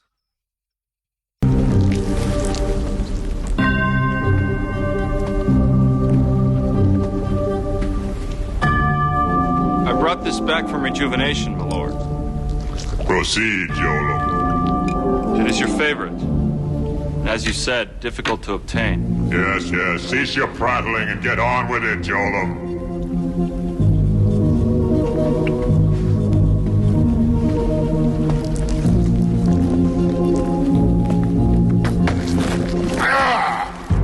You miserable fool!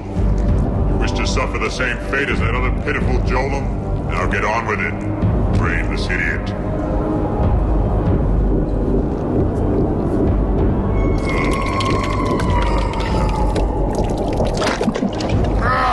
What have you done, Jollem?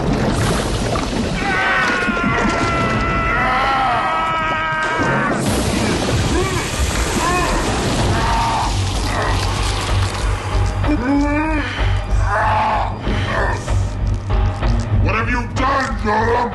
I am not Jollem! Anti-Semitism intensified. Jollem! I am Malone! No! You are Koltok!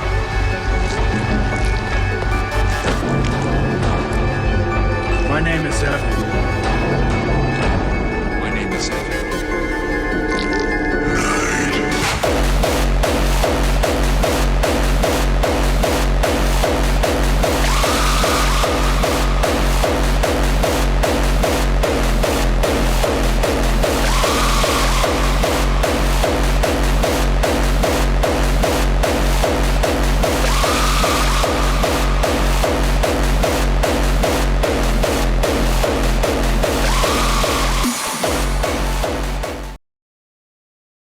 So he rises up against the Torkor and bashes his head in and beheads him. And he gets back to the TV station. Really weird choice in settings. I don't know why they chose that, but anyway. Maybe it was what was available. So he goes to the secret TV station hideout to tell his wife that he's killed the Torkor. It's done. I can't believe it. I did it for Nicole. I did it for all the children. I know, honey. It's not gonna bring him back, is it? No. No, it's not. You think I'd be happy it's dead? Of course you should be. We're all happy it's dead. Especially my lord. My lord?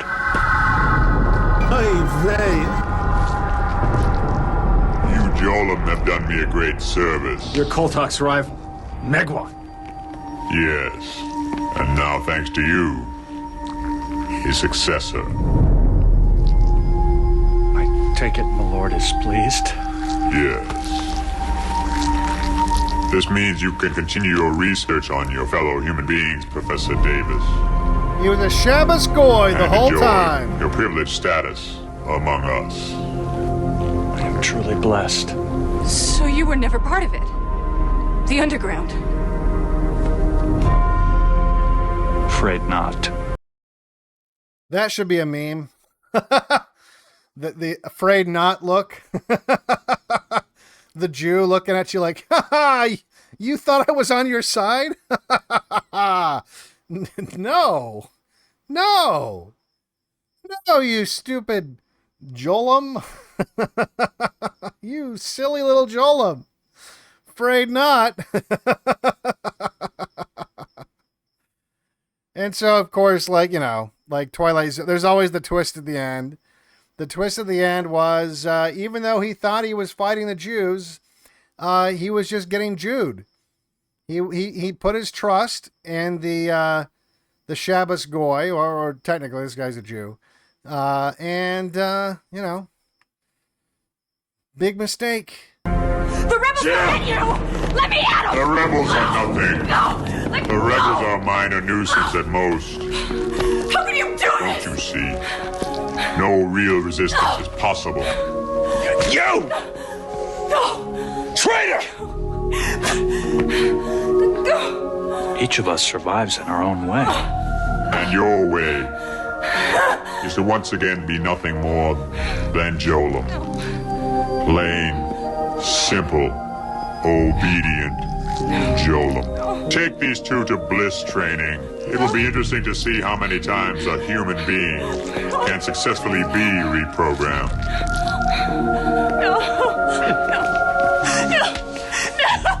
Isn't that what you wanted? The two of you, together? Forever. Have some copium. You want your shot of copium? Jollem, you serve my lord. You are Jollem. You serve my lord. You are Jollem. You serve my lord. Trust the plan. You are Jollem. You serve my lord. You are Jollem. Where we go on, we go you on. Serve my lord. You are Jollem. And that's the end. That's the end. So, yeah, good recommend, whoever that was. Sorry I didn't paste your name in the notes there. But, yeah, I thought it was a good metaphor. It was a good metaphor for what usually happens when you try to blackpill someone, the struggles they go through, the deprogramming that they go through, and how often a lot of these guys end up just getting tricked by someone else. A lot of times these guys think that they're getting red-pilled by someone, and then they're still serving Jews at the end of the day. They're just serving a different Jew. So anyway, I thought it was pretty good. Let's take a look at Entropy, if it hasn't fucked up. Entropy, I think there's some from last stream that didn't load that are now loaded. So some of these might be from last stream. So if you didn't get it read last stream, it might get read now because there was a bunch that were here already when I started it up, and I'm assuming that's what happened because we had that fuck up last time. So anyway, let's take a look here. We got Jack203 subscribed. It just said it's a little notification. That's cool. Thank you, Jack. And then we got Raven Keeper says, shout out to whoever plugged Cooper's Rock State Forest in West Virginia a while back. Have been wanting to explore the state more. Loved it. Devin, we overlapped in D.C. for a while. Took me longer than it should have to finally get out, but thanks for the motivation. Well, there you go. I don't regret my time there because I learned a lot. And this is the other thing. The reason why a lot of people don't understand, I mentioned at the beginning of the stream, a lot of people don't understand Tucker as well as someone like myself might, not because like I'm some kind of little, special, mega brain or something like that, but because professionally, my whole life, I've studied filmmaking, I've studied television, I've studied, basically how to message people. And in fact, I was a professional propagandist for several years, whether it was selling cars, making car ads, doing advertisements for, some pretty big companies, to doing quite, literally, propaganda. I worked for nonprofits in Washington, D.C. I worked for big contractors and making propaganda. And then additionally, I now speak professionally to you guys. And you can call this propaganda. I wouldn't be offended if people called this propaganda. And so I just understand it. I understand what people are doing. I understand when people like Tucker Carlson phrase things a certain way. I'm very sensitive to this because I think about this stuff when I phrase things. When I type out a tweet, not always, sometimes I just shoot from the hip. But I try to think about how is this going to be interpreted? Is it really conveying what I want it to say? And all these people go through that. You have to. Why? If you're any good, at least at your job, you have to think about what you're going to say, and not just what you're going to say, but how you're going to say it with some degree of intention. And it's not just that. It's not just that. The other part of it is proximity to the kinds of people that are in the mainstream. So, living in DC, one of the things that I acquired a distaste for were the kinds of people like Tucker Carlson who lived in DC, because I, to some degree, socialized with them, and I do mean people at his level. Now, I wasn't like friends with these people, but I would be at the same parties as some of these people, and I learned to dislike them. It didn't take a lot of exposure before, because it's one thing to see someone on TV and you see this manicured, curated version of themselves, but then you meet them and because why wouldn't you think that they're like that, right? So you would think that, because I met a couple people that were, TV personalities that were, basically people that, you'd seen on national television, and you had like this view of what they would be like in person. And to some degree, everyone, if you're not retarded, you kind of know that, like, okay, they're probably a little bit different or whatever, right? But no, these guys are like crazy different, and all terrible. Like I mean that like 100%. Like, they were all terrible people. They were all, in fact, it's funny when Tucker Carlson is describing or hinting that Bill O'Reilly acts like this, on TV, but he's really this way. The reason why he's saying that is that's how literally they all are, including Tucker. They're all these elitist assholes who really don't like the people that are consuming their content. Quite frankly, they have a real disdain for you, and because you're a means to an end. And that's also why it makes sense, right? Like, because if you're a mainstream person, you're getting paid to lie, whether it's for And sometimes you're lying people into a war. Like sometimes it's not just you're lying to get them to buy a product or lying to get them to do something that's, maybe they what let me put it this way. It goes far beyond the kinds of lies that you would hear from like a used car salesman, right? Like that guy, everyone can agree is scummy already. There's people generally don't like salespeople because they are trying to manipulate you into purchasing something that you don't want. And that's all these people on TV. That's all any of these people are doing. And the reason why they're able to do it and not care and actually sleep at night is they're not much different from that serial killer in that clip I played in the middle of this episode here. They're really not. They're not. They don't see you as people. In fact, that's why there is this buffer zone that's maintained. That's why when I would meet these people, they had handlers. They had handlers. They had like a buffer zone. That would keep the people like the normies away, keep them at bay. And it wasn't just for security purposes. It was because they didn't want anything to do with that. They didn't want your stench to get on them. They see you as objects. Look, Tucker has even said things like this in that interview that Tucker did with Adam Carolla that I've brought up a few times. And I wish I had this clip too, but he said something along the lines of, and I'm paraphrasing because I don't remember the exact language, but I'm not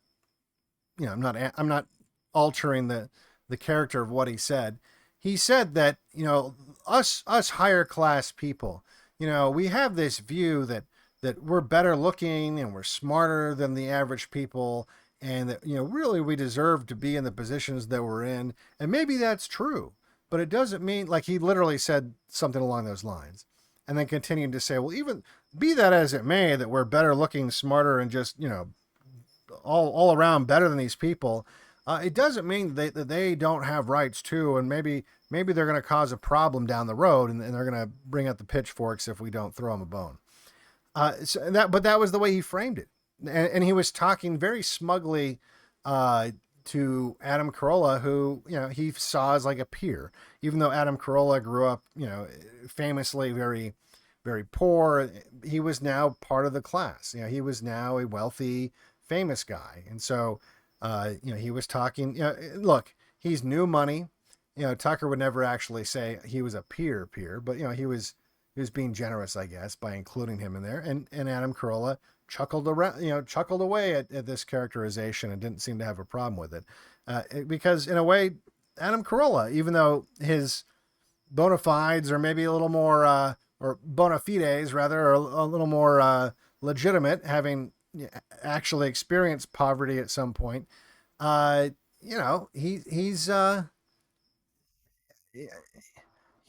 wants to be in that club. He wants to be in that club. In fact, sometimes the people that I can't trust people that come from money generally, because I know that their life experience is something that is so unusual that their behaviors are sometimes hard to predict, and they're just hard to trust. But also the people that come from nothing and then get something, they are sometimes even worse, because they have like this shame about where they come from, and this drive to be catapulted to the upper levels that they've always looked up at the houses on the hill, and they always dreamed their whole life like what it would be like to live in those houses. And if they ever get their foot in the door, they're going to do whatever it takes to stay there. But yeah, living in DC, you see these fucking people the way that they are, and they're all just fucking terrible people. Like, you just get, some of it's just an intuitive thing too. Some of it's not even necessarily what they say. It's just, it's a mixture of just body language and just, their general presence is just very off-putting. Until you've done that, and look, I would imagine, and I wouldn't know, I've never lived in Washington D.C., or I'm sorry, Los Angeles, where celebrities live.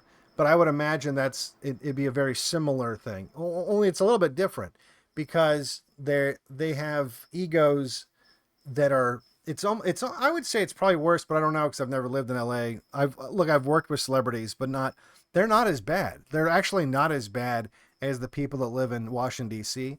because what drives a celebrity like an actor or a director is usually, I mean, it's an appetite for fame and recognition. They're usually broken people. They just want, mommy to put their drawing on the refrigerator and tell them what a great drawing it is. They want the applause. I can actually to some extent understand that and relate to that a little bit. But the people their appetite is for power and for control. Those people are I don't understand that because I've never had that desire. I've never wanted to control people or have power over people. That doesn't appeal to me, and I don't understand it even enough to even relate to it. And so it makes their behavior just very, very hard to comprehend at times. But yeah, if you've lived in Washington D.C., you've seen it up close and personal, and not even like it's not even like the higher ups. Like it's the wannabes are just as bad. Like the people that come from these families, and that's the other fucking thing too, is a lot of these guys they're generational. The people that I worked with, they had some little startup propaganda thing that took money from libertarian and NGOs and nonprofits and stuff. And they were all the children of very wealthy, powerful people. They went to the right schools and they were members of the right clubs and had fellowships of the right organizations and they were just all they weren't the super powerful people yet, but they were the next generation of the super powerful, and they were just as bad. They were just as terrible. They were monsters in training. So yeah, it's until you've been there, it is a little harder to wrap your head around it. Raven Keeper again says, curious disconnect I've noticed with boomer cons like my dad. They will smugly point out that the Indians never invented the wheel to justify conquering them, but get uncomfortable if you point out this also applies to Africans. Any thoughts on what causes that? Well, it's because they've been programmed, and while Indians were certainly, there was a lot of pro-Indian propaganda, like the countless movies talking about the noble savage, and that's always been, I think a part of boomer culture is seeing it's like the magic Negro only with a feather in their hat, and so there is that they have this kind of deifying of the wise Indian medicine man and this kind of stupid shit. But they also grew up watching cowboys and Indians. Like my boomer dad, when he was a kid, played cowboys and Indians all the time. And in fact, he had like a holster and a gun and would wear out holsters because he would practice quick drawing all the time. And all of his friends, the same thing. They played around with like toy guns and they watched Daniel Boone and Davy Crockett and all that stuff on TV. And all that kind of propaganda left a mark too. And so, and it's hard. It's, look, America's never, and this includes Jews to some extent, and Jews were very instrumental, by the way, in the Indian protests that happened in the 60s, like that one on Alcatraz Island. Was it Larry Brilliant, or I forget his name was Larry, but the guy that we did the stream on about the COVID vaccine stuff, I think it's Larry Brilliant. He was involved with that Alcatraz Island Indian protest in the 1960s. Saul Alinsky worked with the Indians in Canada and their protest movements. But ultimately, Jews would rather have an economic zone in which to operate. and they weren't going to get that by trying to give Indians their land back. And just look, Indians are they're primitive people. They're not that capable of wielding political power, and they're not that ambitious of people. They're just not. So they never had the opportunity to I mean, it was easy to minimize Indians while simultaneously saying, "Look how wise they are." And I think that's the weird contradiction that boomers have in their head, but it holds up. Ruby219 says, "You noticed how ghost-like Churro is behaving. He just appears out of nowhere. Well, that's because Churro died. So did you in February. Rattlesnake. That's why Churro disappeared. He died the other week. That's why he showed back up. We're not supposed to tell you for the first year." Well, there we go. There's the spooky theory.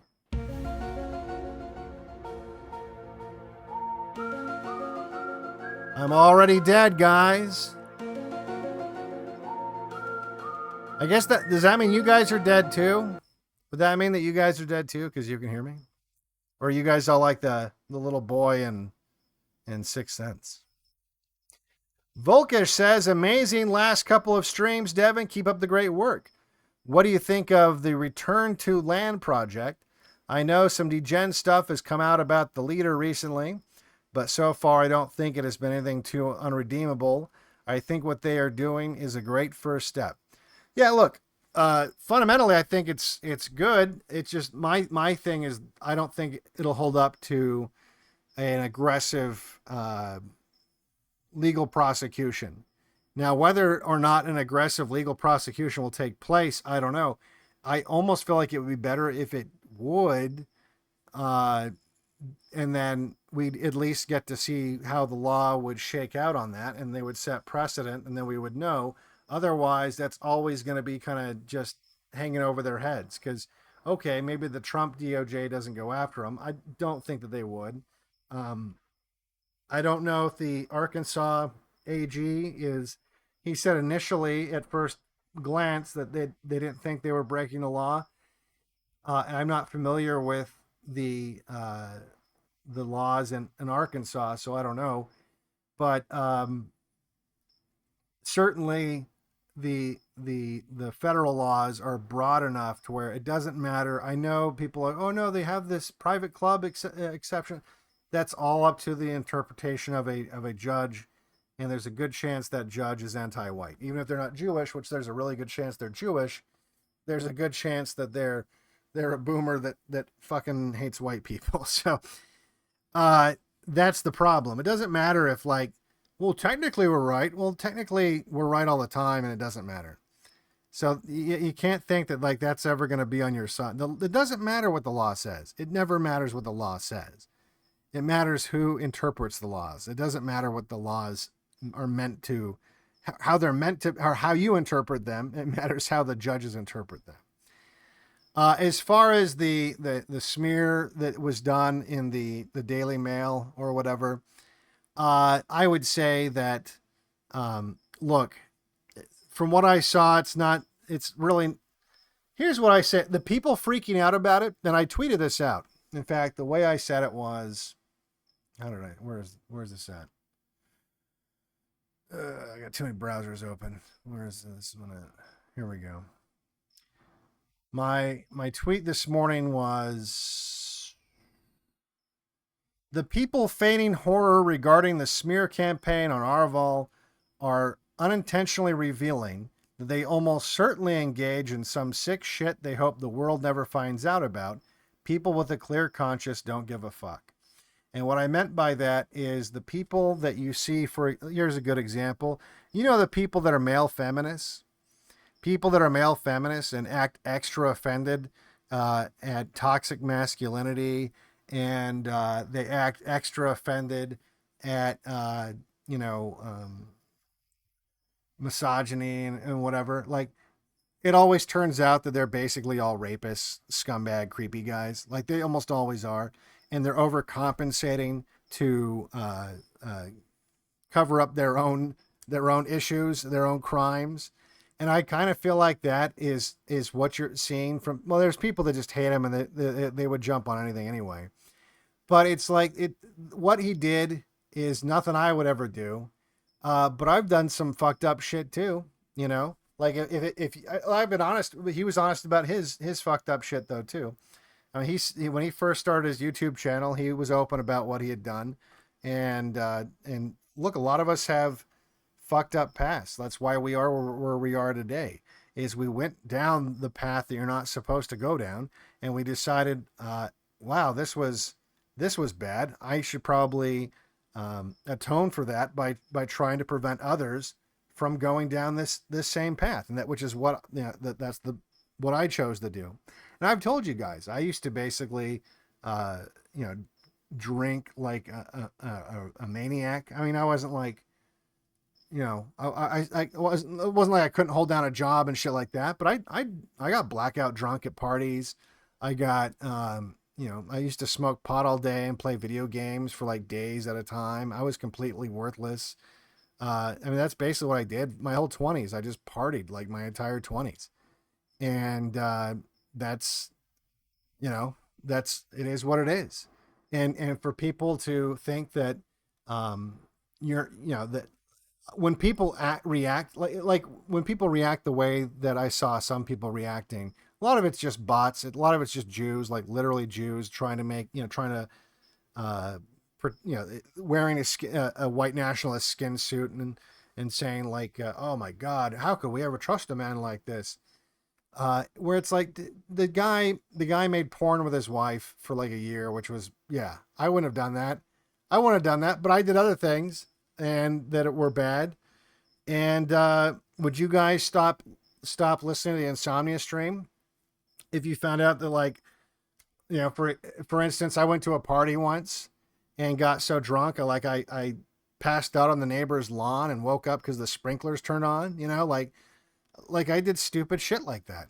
I woke up places and didn't know how I got there, a couple times, I passed out drunk.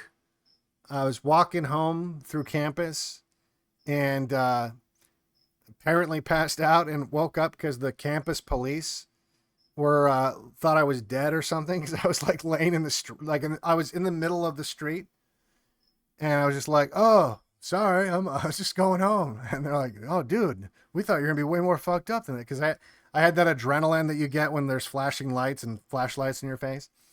So I sobered up real quick. Was like, oh no, I'm almost home. And they were like, all right, dude, we're making sure you weren't dead. But like, that's that's not good. That's fucked up. Again, it's different, but it's not like we found out that he was a evil person or hurting children or doing, there's some things that there are lines that if you cross, I won't be able to ever trust you again. And that's, doing porno with your wife on the internet for like less than a year because you're young and stupid. Again, it's nothing I can relate to. It's nothing I would have done, but it's also nothing that I'm like, oh, well then you're worthless forever. You've become untouchable. It's like, whatever, man. That's not great. I'm sure it's super embarrassing for him to deal with that. Whatever, it is what it is. And I think the people, like I said, the people that are acting like it is like some massive big deal, I feel like there's some skeletons in their closet. I feel like they're overcompensating because, look, I've got friends that I would trust with my life that I know have done worse shit than that. I'm just telling you. And you probably do too. You probably have friends. You all know the friend I'm talking about, that if you needed him to come and save you from whatever, they would drop everything and come and save you. But all the shit that they've done. Like, they know all your shit and you know all their shit. And I got friends that did worse than that I would still trust in my life. So look, we come from it. That's kind of the whole point of this movement. That's kind of what's driving this movement is we went through a phase where degeneracy was being, promoted to us. And a lot of us didn't have very effective parents, especially if you had boomer parents. A lot of them were out to lunch, and we fell for the Jewish tricks. And that's why we want to put an end to the Jewish tricks. So, I just think that people acting like that's a big deal. It's usually, like I said, there's any reasonable person who has any life experience, they realize that, yeah, not great, super embarrassing, but whatever. At the end of the day, whatever. That's the way I see it. Let's see here. We got Gorilla Hands.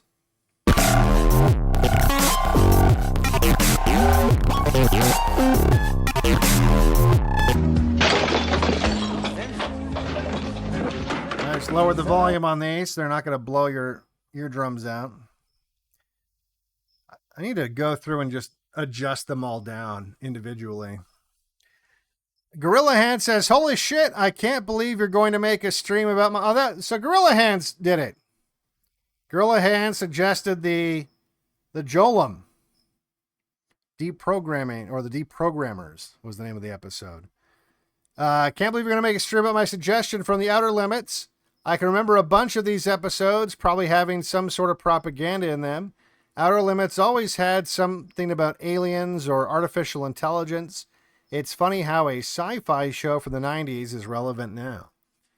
Yeah, sometimes those are even more relevant because you have this open universe.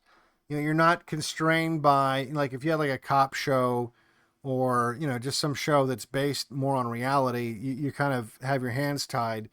And often that leads to them, and we've covered a lot of this stuff in prior streams, a lot of that leads to them using it to promote, mass immigration, like, oh, look, like that episode we talked about, the aliens were being treated like immigrants. Alien Nation, I think, was the name of that show. But so usually they'll use it to promote some kind of left-wing bullshit. But this wasn't really left-wing. I mean, I don't know what this was supposed to be saying. Like, I don't think they meant it to be, the way that I framed it, but it's a little interesting that there we go, that they did it this way.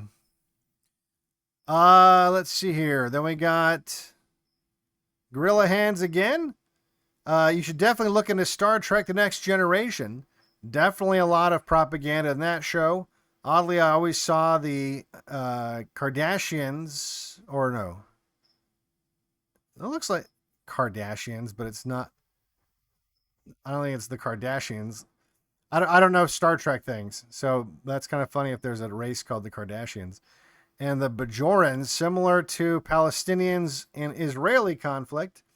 I'm sorry to spurg out on the 90s science fiction shows. Yeah, my mom used to watch Next Generation, so I've seen a few episodes, but it's been like a really, really long time since I've seen it. And then Gorilla Hand says, "Faggots!" All right. Gnarly says, "We'll have to catch the replay on the way to the city Monday. Wanted to say that the Cyaneme edition you did recently was really eye-opening. It really is all of them. I hate the Cyaneme." Yeah, I mean, to some degree it is. It really is all of them. Charles Bronson says, "Cat food and snack food. I feel like you're the only non-shill on the internet these days. I'm suspect about everyone else. Thanks for being the one I can trust that won't lie to me."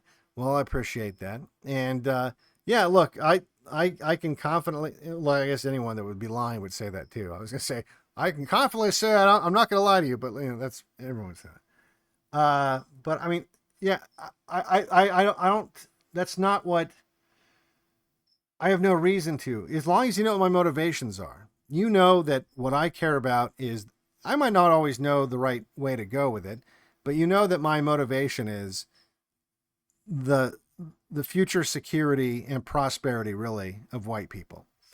That's what drives me, and wanting to get rid of Jewish subversion. And maybe I don't always know the exact right way to accomplish that, but that's what drives me. And that's something that's important when you look at other people that that are political pundits, or or just regular content creators. That's why it's important to understand who is Tucker Carlson. What would drive a person like Tucker Carlson? Like, is he really just some benevolent, super rich guy that really feels bad about how difficult it is for the average white man? Some people believe that. Some people believe that. Or is it more likely that he is self-interested, and that you take him at his word when he says he doesn't give a fuck about, the browning of America? He may not have phrased it the same way that other people have, but he's essentially said that, just using different wording. And that he really doesn't care about anything other than keeping the pitchforks and the torches away from his mansion, which he again has said. I mean, he said that. So that's really all you got to do when you evaluate these people, is you have to say, well, who is this person? Like, what they're saying is obviously important too, but it's who are they? Who are they? What motivates them? And all too often, who they are is ultra rich dirtbags. Unfortunately, especially when you get to the mainstream people, it's a lot of money in lying. There's a lot of money in lying. Adam says things.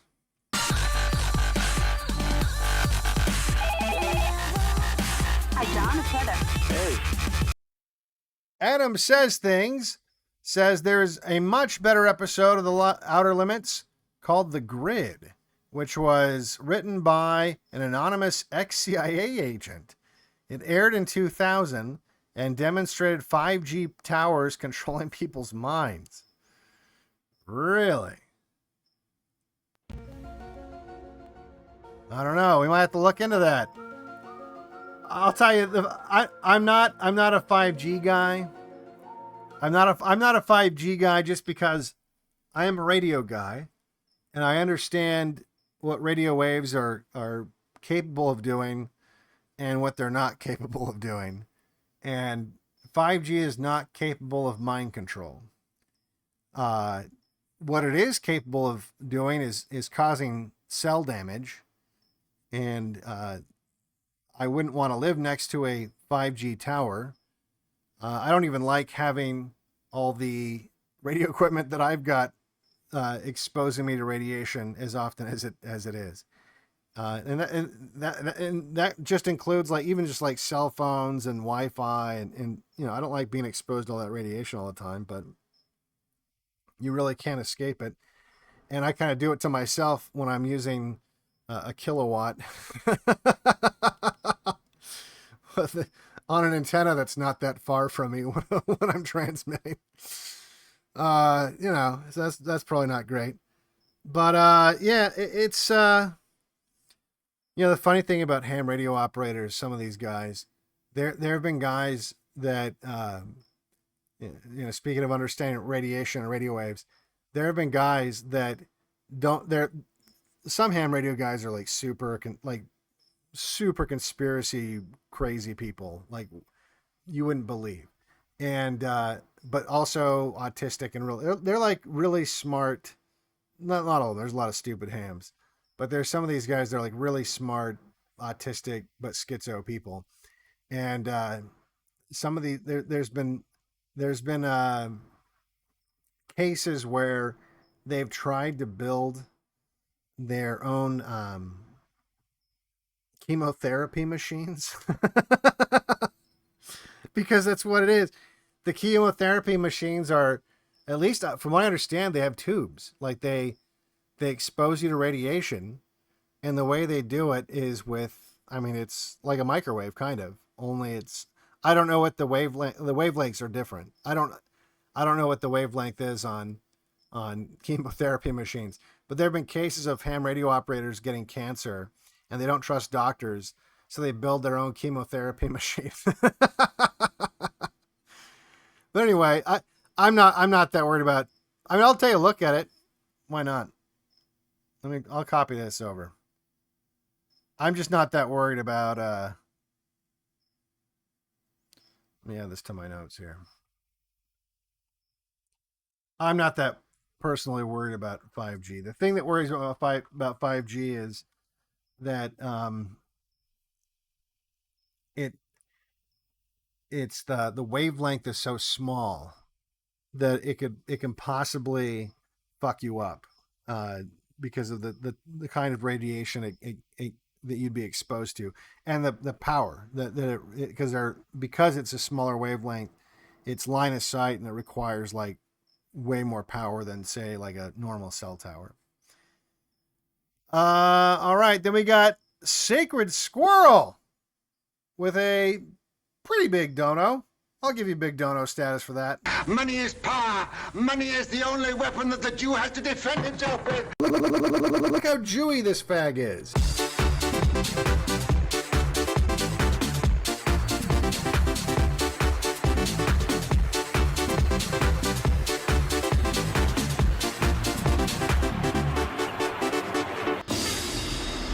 Sacred Squirrel says the god tribe of Sayuridae, I think that's Sayuridae. Is that Sayuridae? Sayurity. Or that? Sends its blessing to all you based Goyim. Well, I'm not sure what that means exactly, but I appreciate it all the same. Sacred Squirrel. And Adam Says Things says, also, did you know blacks have a larger amygdala? Amygdala.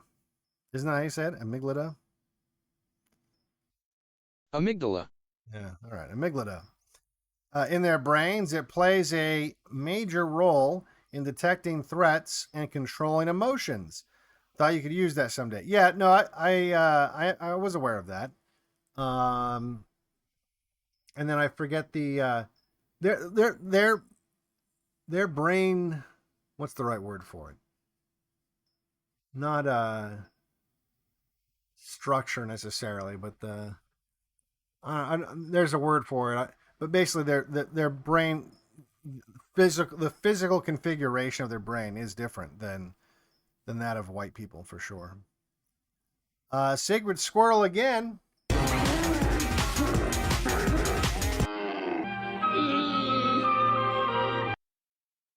Sacred Squirrel says, stop worshiping the Jewish Rabbi Jesus.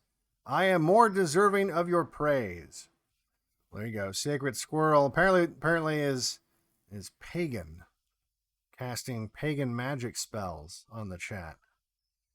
Well, like I said, I personally am I understand the criticisms of Christianity and how it relates to the issues facing white people today. I am not, however, concerned about those issues enough to where I feel like Christianity is preventing white people from succeeding, and I base this on the many centuries we have in the historic record of white people succeeding while Christian. So. But I understand where you're coming from. But yeah, I'm just not, I want Christians to be aware of the exploits, and I want Christians to be aware of how it's used against them. And I think or certainly the ones listening to my show, I think are aware of that.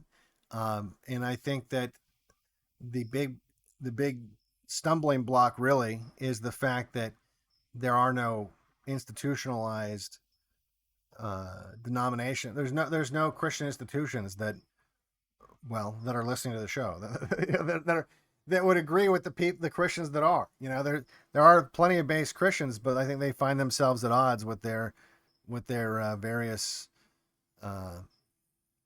the institutions. Bessemer.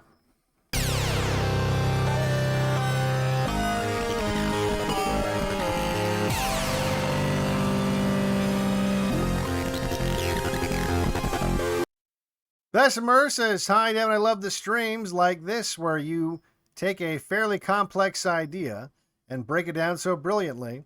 If only people could think about third options. I don't want Trump or Kamala. I want another option, damn it. Tangent, your test subject stream, and another brilliant stream explains the Cincinnati beatdown reacts." You talking about the was that white couple that got? Was that in Cincinnati? Look it up. I don't know if that was Cincinnati or not. I thought that was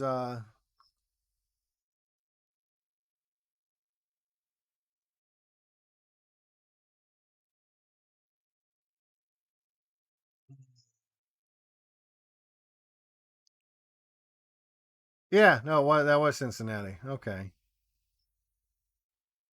Yeah, I just wouldn't live in Cincinnati. I wouldn't live in a big city like that. Especially not Cincinnati. Cincinnati's pretty fucking black, I think, these days, isn't it? Let's see how black it is.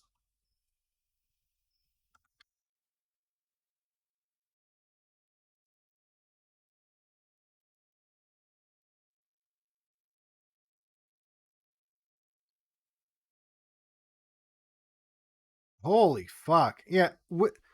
Would you live in a city that is 41.4% black? Because Cincinnati is. So I wouldn't even live near that city.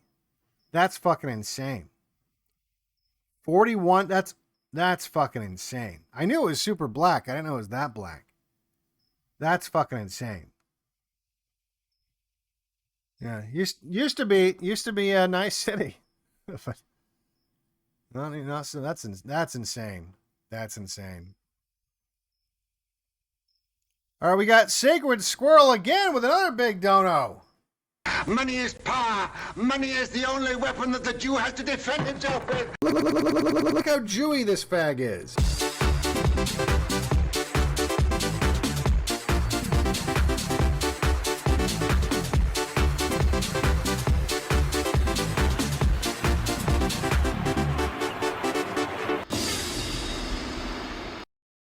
All right. Sacred Squirrel says white tuber, now referred to as brown tuber, actually did some good deep dives into Sabbatean Francus and the Cyaneme. Of course, it is all gone now. So thanks. Please do an episode on Sabbatean Francus. I don't know much about the Sabbatean Francus. But I guess I could look into it. I guess Candace Owens talks a lot about Sabbatean Francus, but I don't I don't think like in a speaking of black people, I don't think she has a very when black people turn into conspiratards, it's just like the dumbest shit. They believe in the dumbest fucking shit. So maybe she's not as retarded as I think she would probably be when she talks about the Francus, but I think her focus on Francus versus Jews, I suspect it's full of all kinds of nonsense. But yeah, I guess I should look into it. I guess I could look into it. I'll put that on my notes. I've never looked into Sabbatean Francus. When I hear about Sabbatean Francus, it's usually in reference to Candace Owens going black conspiratard mode. All right, that's in my notes now. Thank you very much, Sacred Squirrel.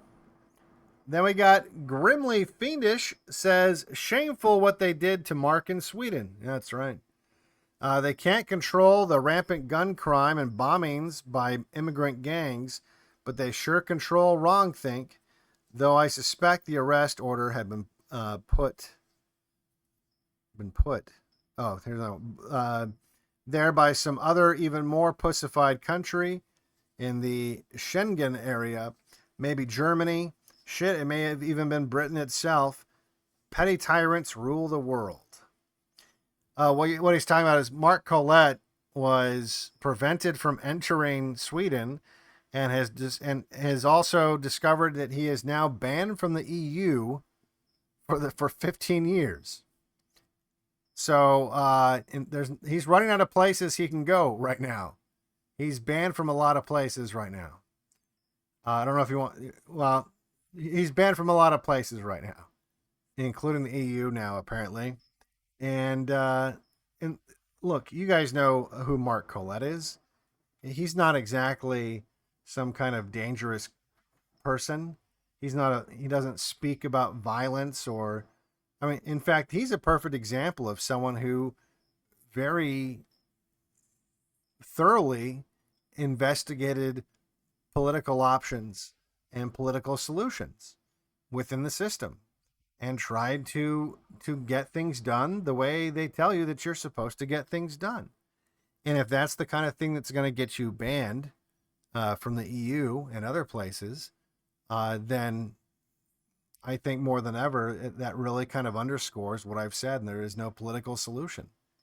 If trying to play the game the way in which he's tried to do it, and look, the fact that he's not in jail in the UK is really shows you that he has played within the rules. Like, you can't exactly, I mean, you can't say much of anything in the UK without winding up in jail, you know? So the fact that he's avoided being jailed in the UK shows you how straight edge he's been and by the book that he's been in his activism. And yet he's banned from the EU. So yeah, it really kind of sucks. And what are you supposed to do with that? I mean, it's not exactly something you can appeal. And even if you could, like, you can't afford. The thing is, we can't afford lawyers when we get into these situations. This is the kind of thing that if you tried to fight it legally, would bankrupt you, and you probably wouldn't get anywhere. Because, I mean, just like the return of the land thing, it doesn't, even if you're right, it doesn't matter if you're right. It matters if a judge says you're right. So that's why I've always said, like, it doesn't matter what the law says. It's who interprets the law and who enforces the law. That's all that matters. It doesn't matter what the law actually means or says or intended. It never has. So yeah, that really sucks. That really sucks. But at least he's back, safe. At least they didn't throw him in prison or something like that. He was majorly inconvenienced and lost some money on a trip to nowhere and had to stay in the airport for 25 hours under the watchful eyes of feds. But at least he got back safe. And then Grimly Fiendish again says, faggots! Then we got Lee Sakai, 1488. Lee Sakai says, catch you on the replay. Thank you as always. Well, I appreciate that. And I forgot to...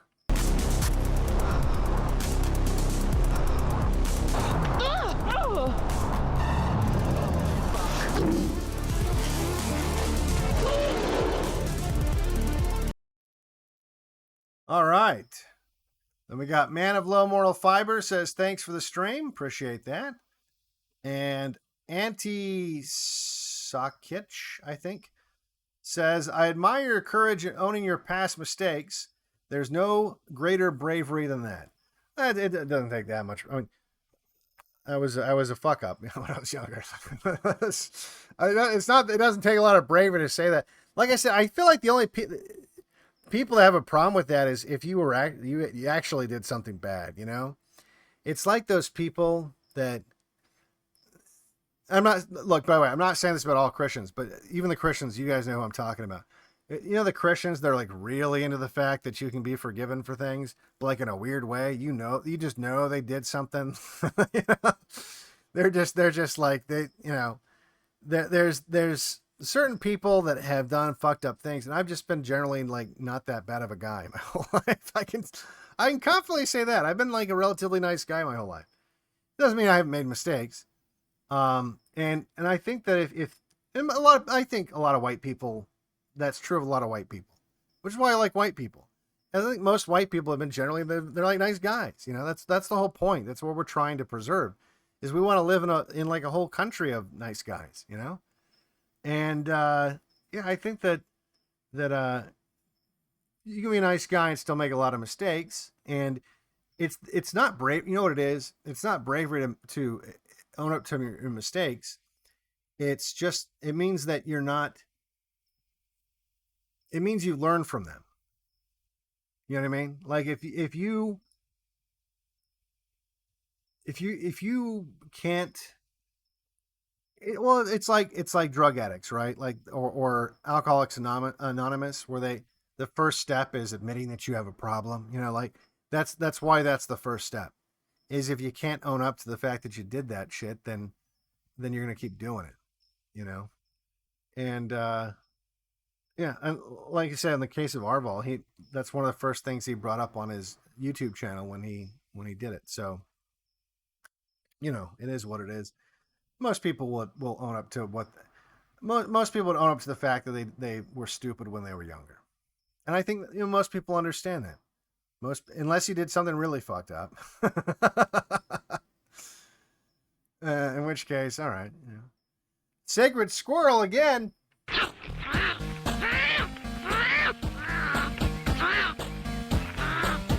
The only thing I can figure out is that they're a dying race, and they want to reproduce more of their own kind. How horrible. Sacred Squirrel says, I don't follow Candace, knowing Sabbatean Frankism will give everyone an insight into the deranged thinking of Jews. Yeah, I don't know much about it, so I'll be interested in looking into it so that maybe that's something I should do. Maybe I should learn about it and then listen to what Candace says about it. And well, I don't know. I feel like on one hand, I feel like she's not even really relevant, but yet she's still huge with women. I think that's who watches her stuff. It's like white women. She's like the new Oprah. She's like the right wing Oprah. So yeah, it's like millennial women watch her show and think she's stunning and brave. So well, I don't know. I've never actually seen an episode of her show. So I've seen clips and that's enough for me. Anyway, let me see if I don't think any of these were from last stream, but maybe they were. Let me look on this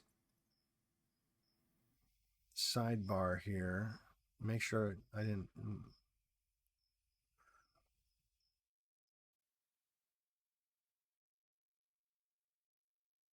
Okay, yeah, I don't know if these are from. There's some that showed up on the side thing that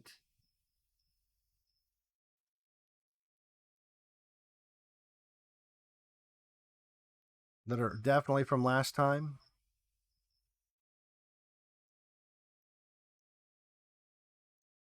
I remember reading some of these. I'm just gonna scroll through these and make sure there's nothing in here that I don't remember.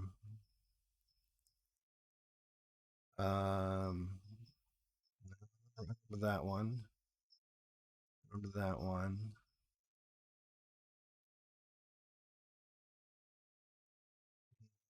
Those are all.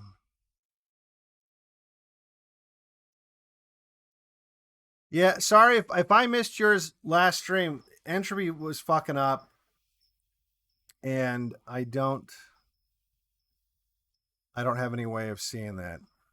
I'll look after the show. I'll look in the interface and see if there's some way of retrieving old ones. But all these ones from last stream that are on the sidebar here I remember reading all of them. All right, so let's take a look at Rumble. Good old Rumble. Rumble, we got Dr. Jellyfinger says a while back, someone suggested a deep dive on the Cajuns.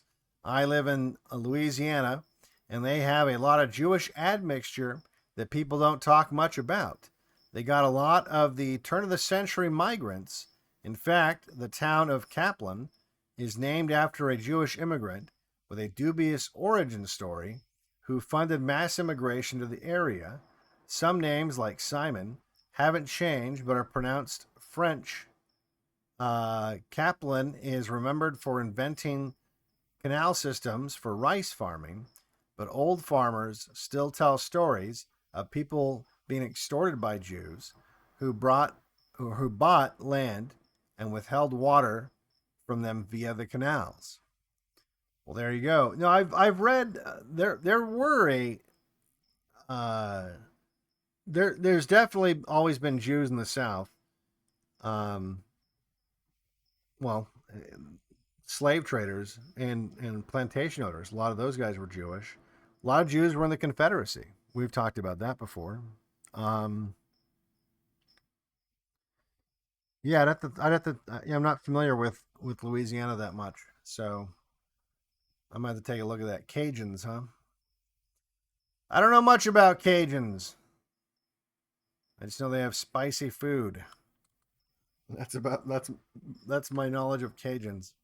So I just put in my notes. I put Cajuns.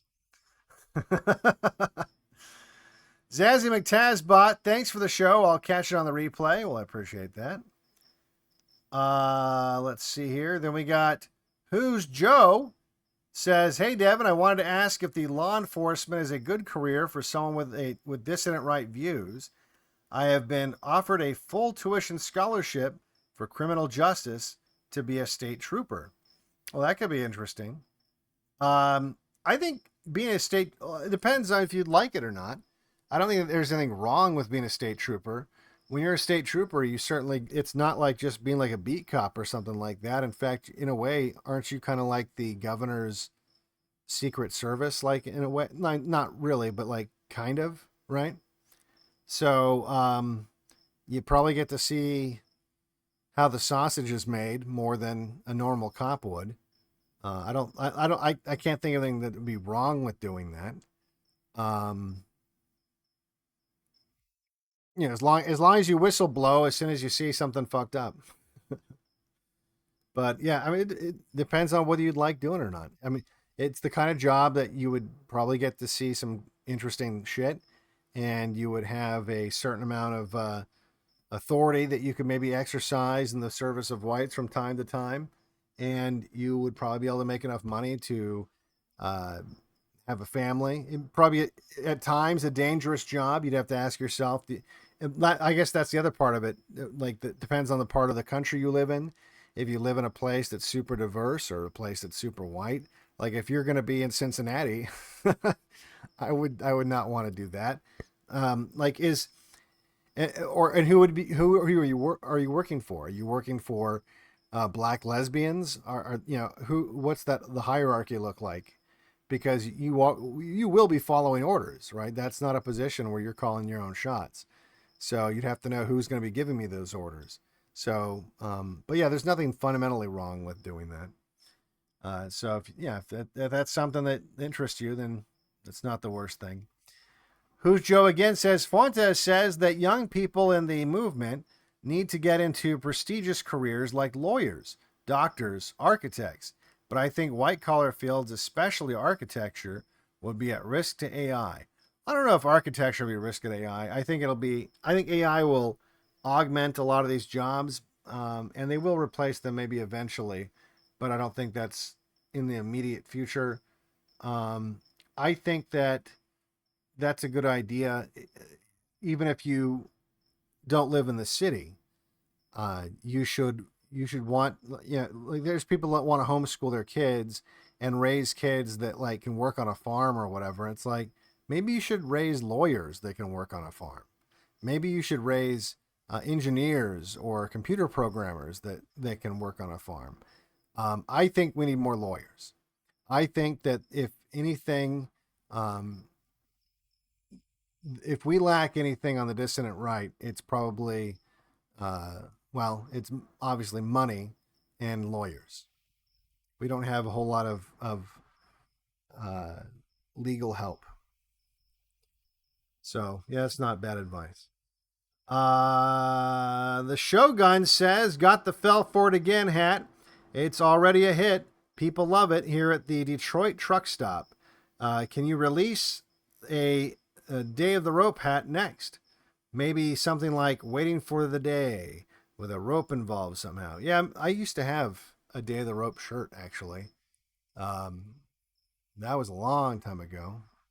Still working on part 2, I know. I'm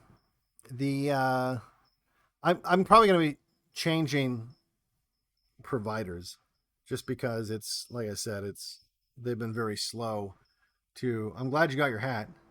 I haven't even gotten all my things I ordered like over a month ago. I'm still waiting for my shit that I ordered. So I'm going to look into getting a better merch maker. But I'm glad you like the hat, and maybe I'll make a Day of the Rope thing. D-Man says, hey, Dev, boy, I was sick at the end of our trip last month. Had a hell of a bug, but we're good. If you haven't already, re-upload your wine-flavored mud video from early 2020 because it's not widely available. Wine-flavored mud video. I don't remember that one. If it's not, I might not have it. I don't have all my videos. If it's not on, I have a lot of them, but I've had computers die over the years, and one of them died with a raid that had a lot of stuff on it that could not be rebuilt. Let's see here. I'll add that to my notes. I don't remember what that video is. But if it's not on my BitChute or Odyssey, everything should be on BitChute, but BitChute fucks up things sometimes. Dauntless Dissident says, good listening to you and Mark Collette chat the other day. Absolutely ridiculous what happened to him in Sweden. 15-year ban from the Schengen zone. Yeah, well, what are you going to do? That's the thing is, what are you going to do? Like, there's literally no response. That's unfortunately, we're on the shit end of the stick when it comes to power. That's why I keep saying there is no political solution. There's just not. And I think even Mark, to some extent, gets that, like they've kind of wound down their political activism, or not activism, but like their ambitions to have a political party and run candidates and stuff like that. I think they're kind of winding that down and turning more towards activism in terms of like raising money for people that get arrested and trying to call attention to issues but I think Mark's kind of realized that, yeah, I mean, what are you going to do in that environment there? We got Archon Crusader. Arvol is bulletproof. Fuentes getting mainstream attention from Tucker and Asmongoy. I don't know much about Asmongold. I hear him mentioned. I know what he looks like just because people posted pictures of him on the internet, but I've never watched any of his content, so I don't know what he's like. People are waking up faster than they can corral them. Zig Heil, or Hi Zig, is what you said. Yeah, look, I do think that we have momentum, and we are making gains in the information war, or whatever you want to call it, in the persuasion war. I think we are getting through to white people. And I think that out of necessity, white people are coming around to the fact that we got to collectivize and we got to do something about these problems that we have, or we're not going to be around. I think white people are coming to terms with the reality that these are existential threats we're facing, and that these fucking mainstream faggots are not going to cut it, nor do they seem interested in wanting to. And in fact, often they're working for the enemy. So yeah, I think that there is some momentum behind what we've got going here, and I do feel like things are kind of slowly but steadily progressing when it comes to reaching white people with information they need to survive, quite frankly. Uh, but it is slow. It is slow. It's look. I wouldn't keep doing this if I thought it was hopeless, and I am encouraged when I see some of the way things are going on, or at least the way they appear to be going when you look at Twitter and things like that. But I'm also mindful of how big the problem is. Red Hawk says Tucker Carlson is a ratchet for the left, locking in their gains from a decade ago and preventing further correction to the right. That is 100% accurate. Gen Exterminator.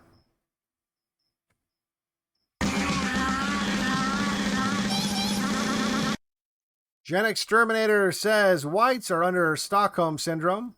Besides brainwashing through entertainment, projects like MK Ultra and Mockingbird have never gone away. Well, no, that's true. And in fact, there was recently, who was that? There was recently a television personality that admitted that they communicate regularly with intelligence people. I forget who it was. Was it that judge lady on Fox News? I forget who it was. I think it was a Fox News person though. Rocco D2 says, Black Pilled, you are wrong. Tucker is NorCal, friends with Hell's Angels. He did a eulogy for Sonny Barger. For Sonny Barger? I don't know what any of these things. He's not Hell's Angels. Tucker's not Hell's Angels. Sonny Barger. That sounds familiar. Look him up. He was a biker, huh? I don't know much about the Hell's Angels in Northern California, but no, he's a rich kid. He's a rich kid. He's not a. He might. I'm sure. Look, I'm sure he might have hung out with bikers at some point. That doesn't even make him based, even if he was friends with bikers. I'm 100% not wrong about Tucker. Uh, you know, regardless of his connections with Hell's Angels, who I don't know. Again, I don't know that makes you based. Hell's Angels. I don't know if you're referencing something I don't know. Like you're joking or if you're being serious or not. The Shogun says Arval was on Elijah's show the other day and explained how they studied the mistakes of the past, i.e. Waco and Ruby Ridge, etc., and used ChatGPT to get this point. They are doing everything by the law. Yeah, I know they're doing things by the book, but it doesn't matter. I don't think they're gonna get Waco'd. I'm not worried about that. There's a lot of people that bring that up. I feel like those people are just pussies. They're genuinely pussies, or they're people that are trying to influence pussies and get them afraid of things. Because look, everyone's seen my PatCon thing. Like, I'm the PatCon guy. I know about PatCon and Waco and all this other stuff, and I've never been afraid of starting a white community for that reason. Or collectivizing in real life, or that's never. I've always told people, if you want to do real life activism, just if someone says anything about breaking the law, you distance yourself from that and get the fuck away from that, because that's when it's bad. And look, by the way, in both those cases, like in the case of Ruby Ridge, the ATF informant asked him to illegally modify a shotgun, and he did. Now, again, I don't think that warranted anything that happened, but he wasn't careful. He thought he was helping a buddy out, but he was helping out a traitor. And in the case of Waco, something similar happened. You had ATF agents who were trying to take him down. So just, if you're going to do something like this, know that you're going to be a target and just don't do anything illegal. I've always said, act like a criminal, and by that, don't break laws, but assume that law enforcement is surveilling you, and you need to act, just act accordingly. Cage Mushin Juru. Yeah, that's how they manipulate everyone. What a surprise. Nick Fuentes is above doxing, yet is being called out by Agent Carlson. They're both complicit. Men, keep your feet firmly on the ground. I'm not sure what you mean by he's above doxing. I mean, he's been doxed. I mean, I don't know what you mean by that. But yeah, Tucker is obviously, he serves a purpose, and he serves his class. He's loyal to his class. He's not loyal to his race. And by the way, that applies to like most of those guys. Most of the people, and that's the issue. That's why, often you'll hear dissident right people say, well, where's the white billionaire giving us money? There isn't one. I mean, there's white billionaires, but they don't view themselves as white. They view themselves as billionaires. Like their race is billionaire. And that's how Tucker views the world too. Rocco D2 says, my Helium 5G LTE Wi-Fi cellular Wi-Fi hotspot works off PoE, power over Ethernet, less than 15 watts. Yeah, but that's not 15 watts is not a small amount either to be next to, by the way. I mean, it's not a kilowatt. And yeah, it's not like a 5G cell tower, because you have the hotspot is not the same thing as a cell tower. I would not want to live next to one of these cell towers. I don't even know that I'd want a cellular hotspot that's 5G, but those are usually low power. It's the towers though that are, I mean, they're way more than 15 watts. But 15 watts is pretty high. It just is. Let me give you an idea. I can talk on CB, which is using legal limit CB, which I think is 5 watts. 7 if you're, I mean, if you got like an old tube one. I can talk to Florida when the weather conditions are right, and the right time of day. And I'm nowhere near Florida. I'm over 1,000 miles away from Florida. So it doesn't take much. And the thing is, the higher the frequency, the lower the power in terms of fucking you up. So yeah, it's still not great. I wouldn't put it next to your head when you're asleep. Let me just put it that way. Ghost Dog Man says, to shame blacked white females, we should start a dating app called Black Tea, but without the self-doxing. Should effectively curb some future white female degeneracy and save current white guys the same.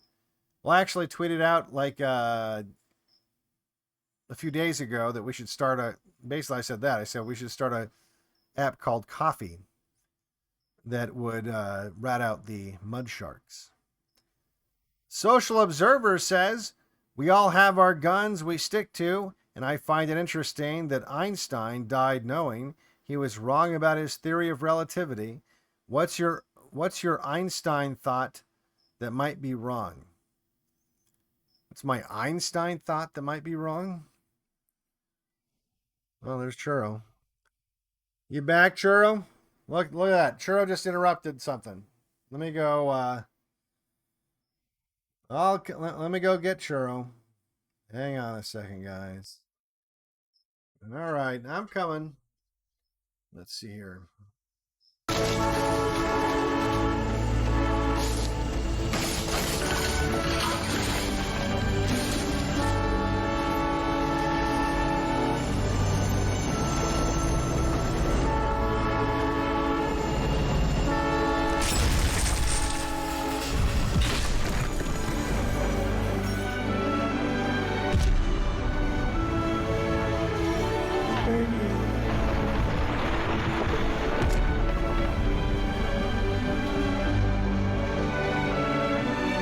All right. Churro is back, which is unusual. He usually doesn't come back at night. He must be coming back for a snack. Where was I? Bum, bum, bum, bum. Where was I? Okay, my Einstein idea. I don't really have any Einstein ideas. So, yeah, I don't know what I'd be wrong about. I don't know what I don't feel like I've come up with some like grand theory that is all that unique, to be honest. So if I'm wrong, so are a bunch of people. So, yeah, I don't know. I don't know what I would be wrong about. That would be some grand theory. Sorry if that's disappointing. I just don't know what else to say. Social Observer says blacks have the funniest funerals. I've never been to a black funeral, but I'll take your word for it. Land of the Fake, Home of the Gay says, well, come on. Apparently, he is not a fan of Mark Collette. And I don't know.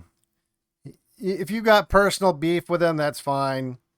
I think that I think he's a good guy. I don't know what the drama is. I don't know what I don't know what you're referring to there. I just know he's always been cool to me, and so that's all I'm gonna say there. Social Observer says Jews rock. But then you send me a link. Actually, it looks like you're sending it to somebody else because you added somebody else, so I'll let it go. Social Observer says we all have our... Oh, wait. No. Sometimes Rumble repeats these things. I'm not sure why. Then we got Bazonga. Bazonga says Sabbatai and Frankus were kind of a big deal in Jewish history involving crypto Jews. The belief that the sinning gets you closer to God. Guys like Glenn Beck try to shift all the focus on that. Well, that's my very vague understanding about the Sabbatai and Frankus is they were like satanic Jews, and they were, uniquely bad satanic Jews. And that, yeah, you're right, that people like Glenn Beck and people like Candace Owens like to blame all Jewish behavior on some secret cabal of Sabbatean and satanic Jews that have infiltrated, and they're just pretending to be Jews. And that's why I haven't really looked into them, because it just sounds like Jew cope. Not that they never existed. I know that they existed, but the interest seems to be centered around using them as a scapegoat for Jewish behavior. But yeah, maybe it would be good to do a stream on them so that we get like the real story on them. Let's see here. Then we got Social Observer again says Europe is a joke. Gays against Nazis is a classic throwback. And you got a link there. I won't link fag you there. I just don't. I'm not filling the link fag right now so far. Maybe. One more link, though. One more link, and someone's getting link fagged. Cage Mushinjoro says, so you think Fuentes is legit? I've wanted to believe that, but I've been betrayed too often to fall for that again. I mean, look, I don't think he's a fad. I don't think that he's. I think it's pretty.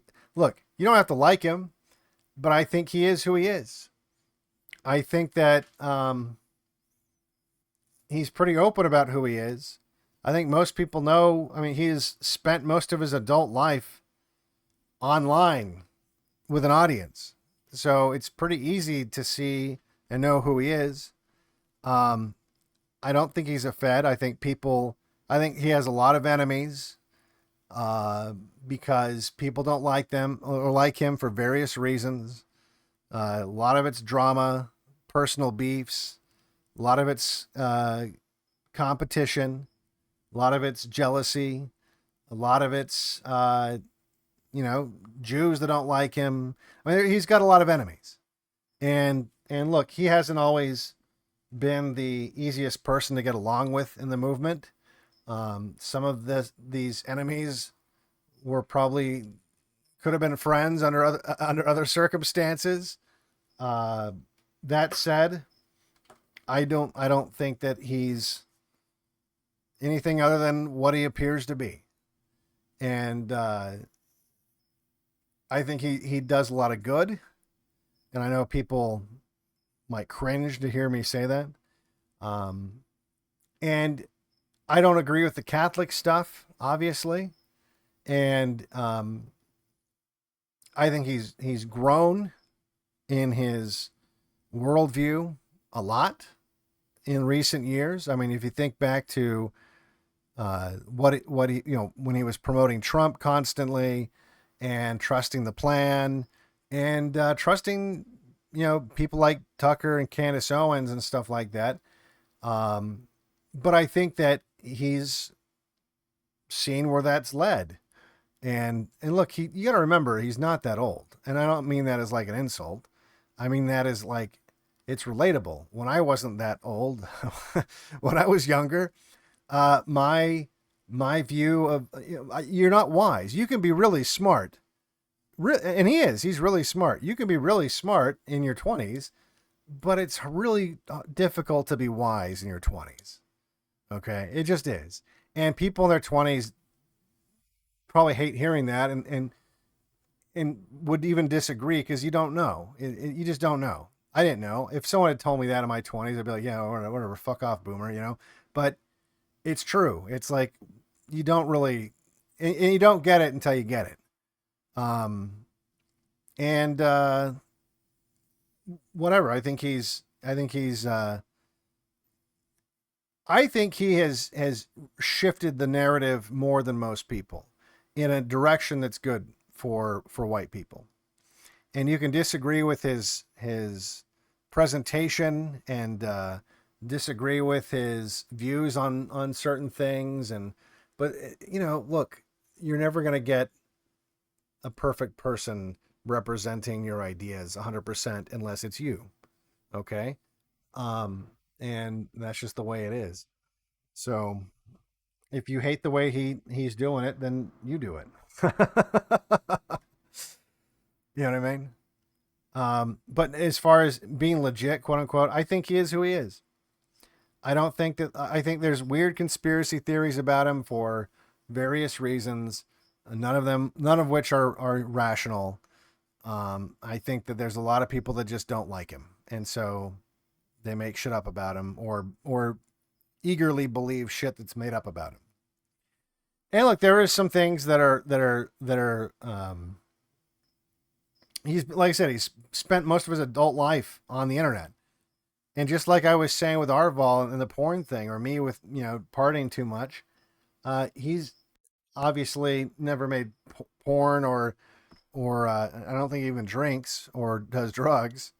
But, as a youth, very public figure, especially for that age, I'm sure he's made mistakes, very public mistakes along the way. And, it is what it is. And you can either, chalk it up to I don't know, what's the right word for it? well, just the mistakes of youth, or you can hold it against him for the rest of his life. Let's see here. Fancy Pants and MP5 says a $20 for my lord. Try not to spend it on green bath jelly. I will. Well, I don't know. It's really difficult to get. Apparently, it's very difficult to get the green bath jelly. All right. Well, we got a couple more in Entropy. We got Cypher says, Devin, I finally read the Turner Diaries after putting it off for years. I pretty confidently think we're closer to the way he described a fictional 1991 than 1991 ever was, especially about young white people wearing afros a la broccoli tops. You know, I still haven't read it. Every time I've tried reading it, it wasn't the most compelling writing I'd ever heard. Because, well, I was trying to listen to it is what it was. And maybe the problem was I think I tried to listen to it read by the author, and Pierce does not have the best voice. Maybe I should try to find another, or maybe I should have AI read it or something like that. But yeah, I don't think I made it past the first chapter or two. Cypher again says, I think the internet has also enabled information dissemination in a way that Dr. Pierce could not have dreamed of. And hearing how he describes radios and guerrilla technology in 1978 versus what we have today, I think we're way better off than he thought. Yeah, no, this has made things a lot easier in a way, but it also makes things a lot more difficult because the same limitations that dissidents would have had in 1978, the federal government also had a lot of limitations when it came to communications. And now they have a surveillance state that Pierce probably also could not have imagined. Arch Stanton.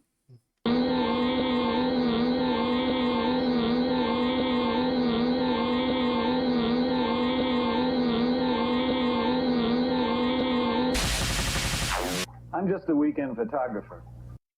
Arch Stanton says that screwed up what happened to Mark Collett. Same thing happened to Jared Taylor. Those bans are decided by the EU, which is basically owned by the Jews. Yeah, I suspect that I don't think I'd be allowed entry into the EU. Honestly, it's been a while since I've tried to get in there, so I would not be surprised if I got stuck in an airport someday.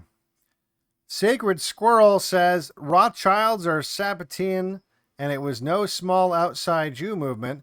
I think they now have more power in the Jewish banking mafia than you might think. All right, well, I'll take a look at it. I'll take a look at it. I like I said, the context that I've heard it, it's been people making excuses for Jews. Adam says, did you hear a bunch of blacks got mad at you for suggesting a site to label mud sharks? How would telling white guys to stay away from those women make it harder for blacks to date them? What a bunch of fucking retards. Yeah, it's funny because, I mean, you're right. Like, they don't understand. They don't use logic, though. There's the thing. They're just mad that you think that they are so disgusting and bestial that you wouldn't want to be with someone that had been with them. But honestly, really what it boils down to, they know that white women would be influenced by that. Like, if you actually had that, it would lessen their access to white girls, because if white girls thought that once they went with a black guy that no white person would want them again, it might make them think twice. So they would feel a little bit threatened that their access to white women would be restricted. I think it would be. White women, if anyone responds to social pressure, it's white women. And if you were able to generate social pressure to not be a mud shark, then, well, I think you'd have a positive outcome. All right, well, that's everything it looks like. You guys have been really generous tonight. I really appreciate that. And yeah, this is I felt good about this stream. I feel like it was a solid stream. Always fun to do, like the old the old TV show, movie things, and been a while since we did one of those. So anyway, hope you guys have a good rest of your weekend. I'll be back here on Wednesday. I might be doing, and as you probably know by now, I didn't stream with Tim Murdoch Friday because I got my, I thought he was telling me August 1st, but I think it's September 1st. So I had my months wrong. So next month I'll be on with Tim Murdoch, and hopefully it'll be much cooler than it is now. And what was the other one? Oh, and I might be doing another stream next week, but I'll let you guys know once I find out. Other than that, you guys have a good rest of your weekend. I'll talk to you guys Wednesday, same bat time, same bat channel. In the meantime, for Black Pilled, I am, of course, Devin Stagg. Professor Hans Richter. I don't have to explain Dada. You all know what Dada is.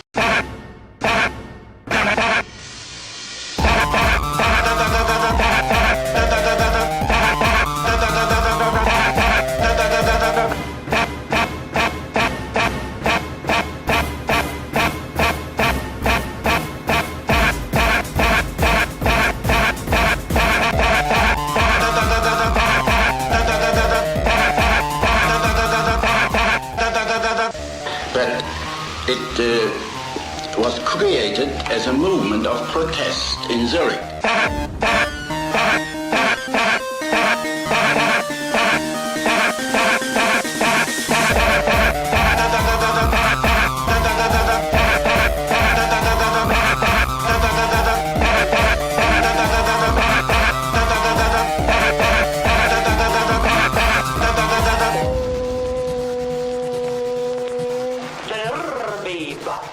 Der Weber,